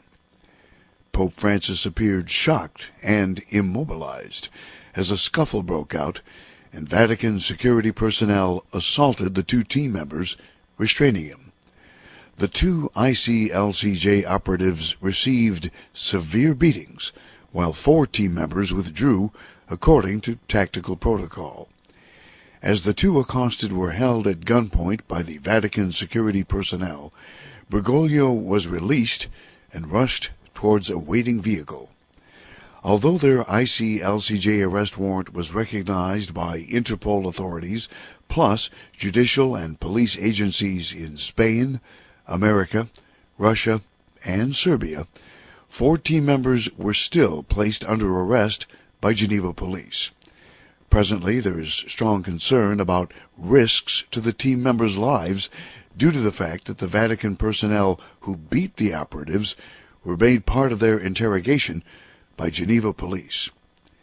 Bergoglio had been confirmed as planning to participate in a child sacrifice, and therefore our intervention could be regarded as a success in terms of stopping that ritual, according to an informant on the confrontation that took place at the Catholic Basilica Notre Dame en Roue during the World Council of Churches meetings. It's the same basilica where children went missing in 2014 and ritual killing was indicated. So how did this all come about? On May 30th, Pope Francis Jorge Mario Bergoglio was issued an arrest warrant for his role in the trafficking and death of children. The order called for an immediate apprehension of Bergoglio as a convicted felon and threat to the safety of children. Police planned to enforce the warrant at a World Council of Churches event in Geneva, Switzerland, where Pope Francis is set to address the assembly on June 21st. The warrant was recognized by Interpol authorities, plus judicial and police agencies in Spain, America, Russia, and Serbia. Back on July 18th of 2014, Bergoglio had been convicted by the International Common Law Court of Justice in Brussels for crimes against humanity and complicity in a criminal conspiracy that included trafficking and death of children. Although the Vatican protected Pope Francis from arrest after his 2014 conviction, the May 30th warrant was issued after an informant told the ICLCJ court that a Ninth Circle satanic cult child sacrifice to be led by Pope Francis is planned for June 21st, 2018 summer solstice in Geneva prior to meetings of the World Council of Churches. Child victims for the satanic rite were believed supplied by an international child exploitation ring funded by the global elite, enforced by the mafia, and organized by an office at the Vatican. An informant said, quote, "At midnight on the solstice, a heavily guarded ceremony will be held in the Catholic Basilica Notre Dame in Rue Argand in Geneva. Only the top WCC leaders and the Pope will be there. We've all been warned to keep quiet about it. It's unofficial and very secret. But it's the same basilica where children went missing in 2014 and ritual killing was indicated. I suspect their June 21st pact will be sealed in blood. Jorge Mario Bergoglio, as the liable head fiduciary officer of Vatican Incorporated and the Roman Catholic Church, has been duly convicted in a common law court of justice of crimes against humanity and complicity in a criminal conspiracy, including the trafficking and death of children. ICLCJ case docket number 0618-2014-001 in the matter of the People versus Bergoglio, Pashan, Welby et al., 18th of July, 2014. The dramatic story of Pope Francis's child trafficking never made the mainstream media, even though over 48 eyewitnesses testified before 6 international judges that the Vatican was paid big bucks to regularly funnel children through their pedophile ring to Satan-worshipping church leaders, businessmen, politicians, and other elites, including members of European royal families.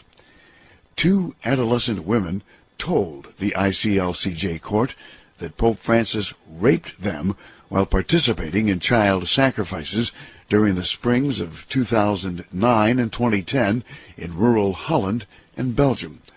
According to a former employee of the Curia in Rome, rapes and murders of children also took place at the Carnarvon Castle in Wales and an undisclosed French chateau. A prosecutor introduced notarized affidavits by 8 others claiming to witness these same crimes organized by the Vatican. Another witness testified that they were present during meetings with the then Argentine priest and Bishop Francis and the military junta during Argentine's 1970s dirty war.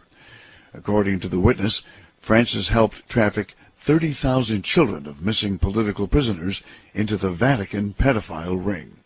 Some of those children were believed buried in a child mass gravesite in Spain that the Vatican has continuously refused requests for excavation, just as the Vatican has refused requests for excavation of over 32 child mass gravesites believed filled with the mutilated bodies of over 50,000 children who went missing from the Anglican United Church of Canada, though mainly 80 Catholic native residential schools across Canada. The order was issued by the Criminal Trial Division of the International Common Law Court of Justice in Brussels on the 30th day of May in the year 2018.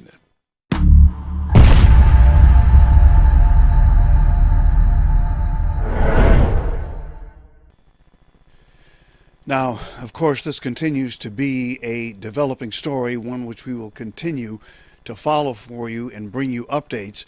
Further updates about these events, the fate of the detained common law sheriffs who were there to carry out the warrant against Pope Francis, and actual footage of the attempted arrest is going to be made available very soon, and when it does, we will bring it to you right here on Truth Unsealed. So if you're not already a subscriber to our channel, please do so right now, because we're going to have that information as it becomes available, including actual footage of the arrest.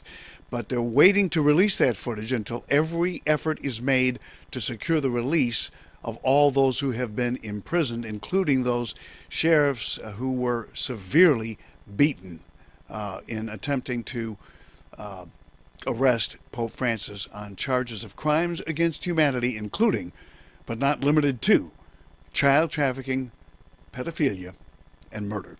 We will continue to follow it for you.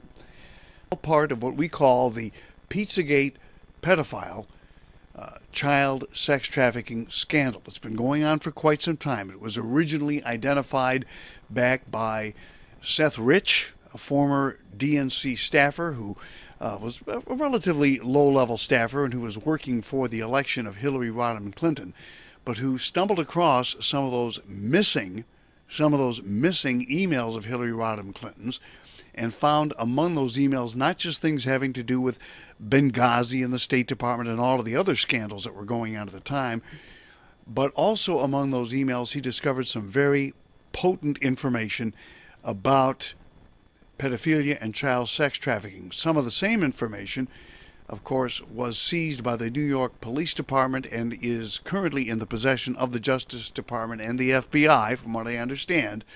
The New York Police Department wanted to release this information to the public. It's very damaging information to Hillary Clinton and Bill Clinton, as well as Anthony Weiner. It was part of a file that he had on his laptop called Life Insurance, which contained information about a child sex trafficking ring being run by the Clintons, and John Podesta, his brother Tony Podesta, and several others. Well, anyway, Seth Rich gave this information when he uncovered it because he couldn't stand the fact that, as much as he was a Hillary supporter and a true blue Democrat, that these crimes are being committed against these kids. So he turned this information over to WikiLeaks, who then dumped this information into the public just in the run-up to the 2016 presidential elections. Of course, it had a damaging effect on Hillary's chances of becoming president, along with a number of other things, including James Comey and his FBI and what they were up to. You've been following that, of course, in the mainstream media, but a lot of it is under the radar. It also had to do with this pedophilia and child sex trafficking scandal known as Pizzagate. Well, part of the Pizzagate pedophile child sex trafficking scandal involves the religious community, including the clergy. And the Catholic Church, the Roman Catholic Church, is involved in this up to their eyeballs, and as part of it, they do conduct satanic rituals in which children are raped, tortured, sacrificed, murdered, and then, of course, their body parts are sold to the highest bidder, and a certain element within their system, the blood system known as adrenochrome, is consumed by many of these people because it allegedly creates some sort of a fountain of youth, and these people are trying to obtain eternal life. It's an incredibly incredible sad story, a horrific series of crimes still being committed today. Now, both the church and royalty consider themselves to be well and truly above the law, thus lawless. We know the man of sin will be a lawless one. Vatican Observatory email correspondences about the newly discovered planet Sedna included long and detailed astrological analyses of the orbital track of this new planet as well, and yet the Catholic Church supposedly condemns astrology. The woman on the beast is the spirit of apostasy, embodied and driven by the Catholic Church itself.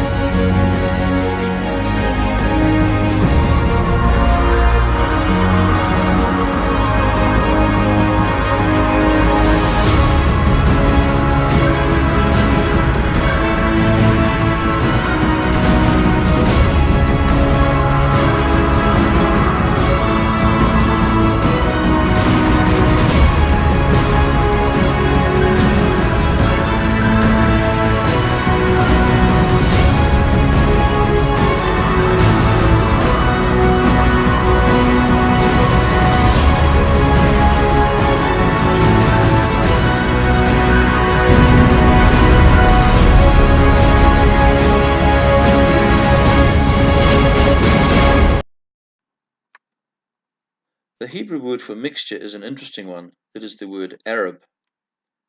Arabia is so called because it is a land comprising a mixture of peoples who have come either from Lot's children, Ammon and Moab, or from Edom, or from Midian, or from Abraham through his servant Hagar, and therefore as Ishmaelites, or from Isaac as descendants of Esau, or from Moses, who married a Midianite and left children behind him.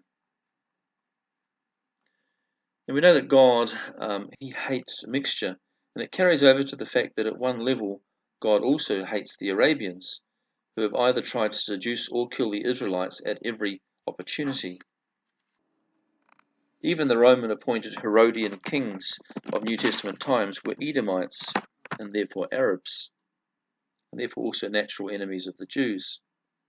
This is all the worse as one discovers that it was very probably Edomite warriors who invaded the Egyptian Delta region shortly before Moses was born and enslaved the Israelites.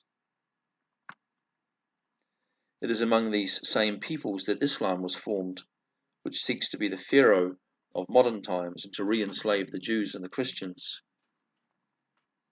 The Quran itself is simply a mixture of Jewish, Christian, and Arabian tribal ideas. It is a hated mixture.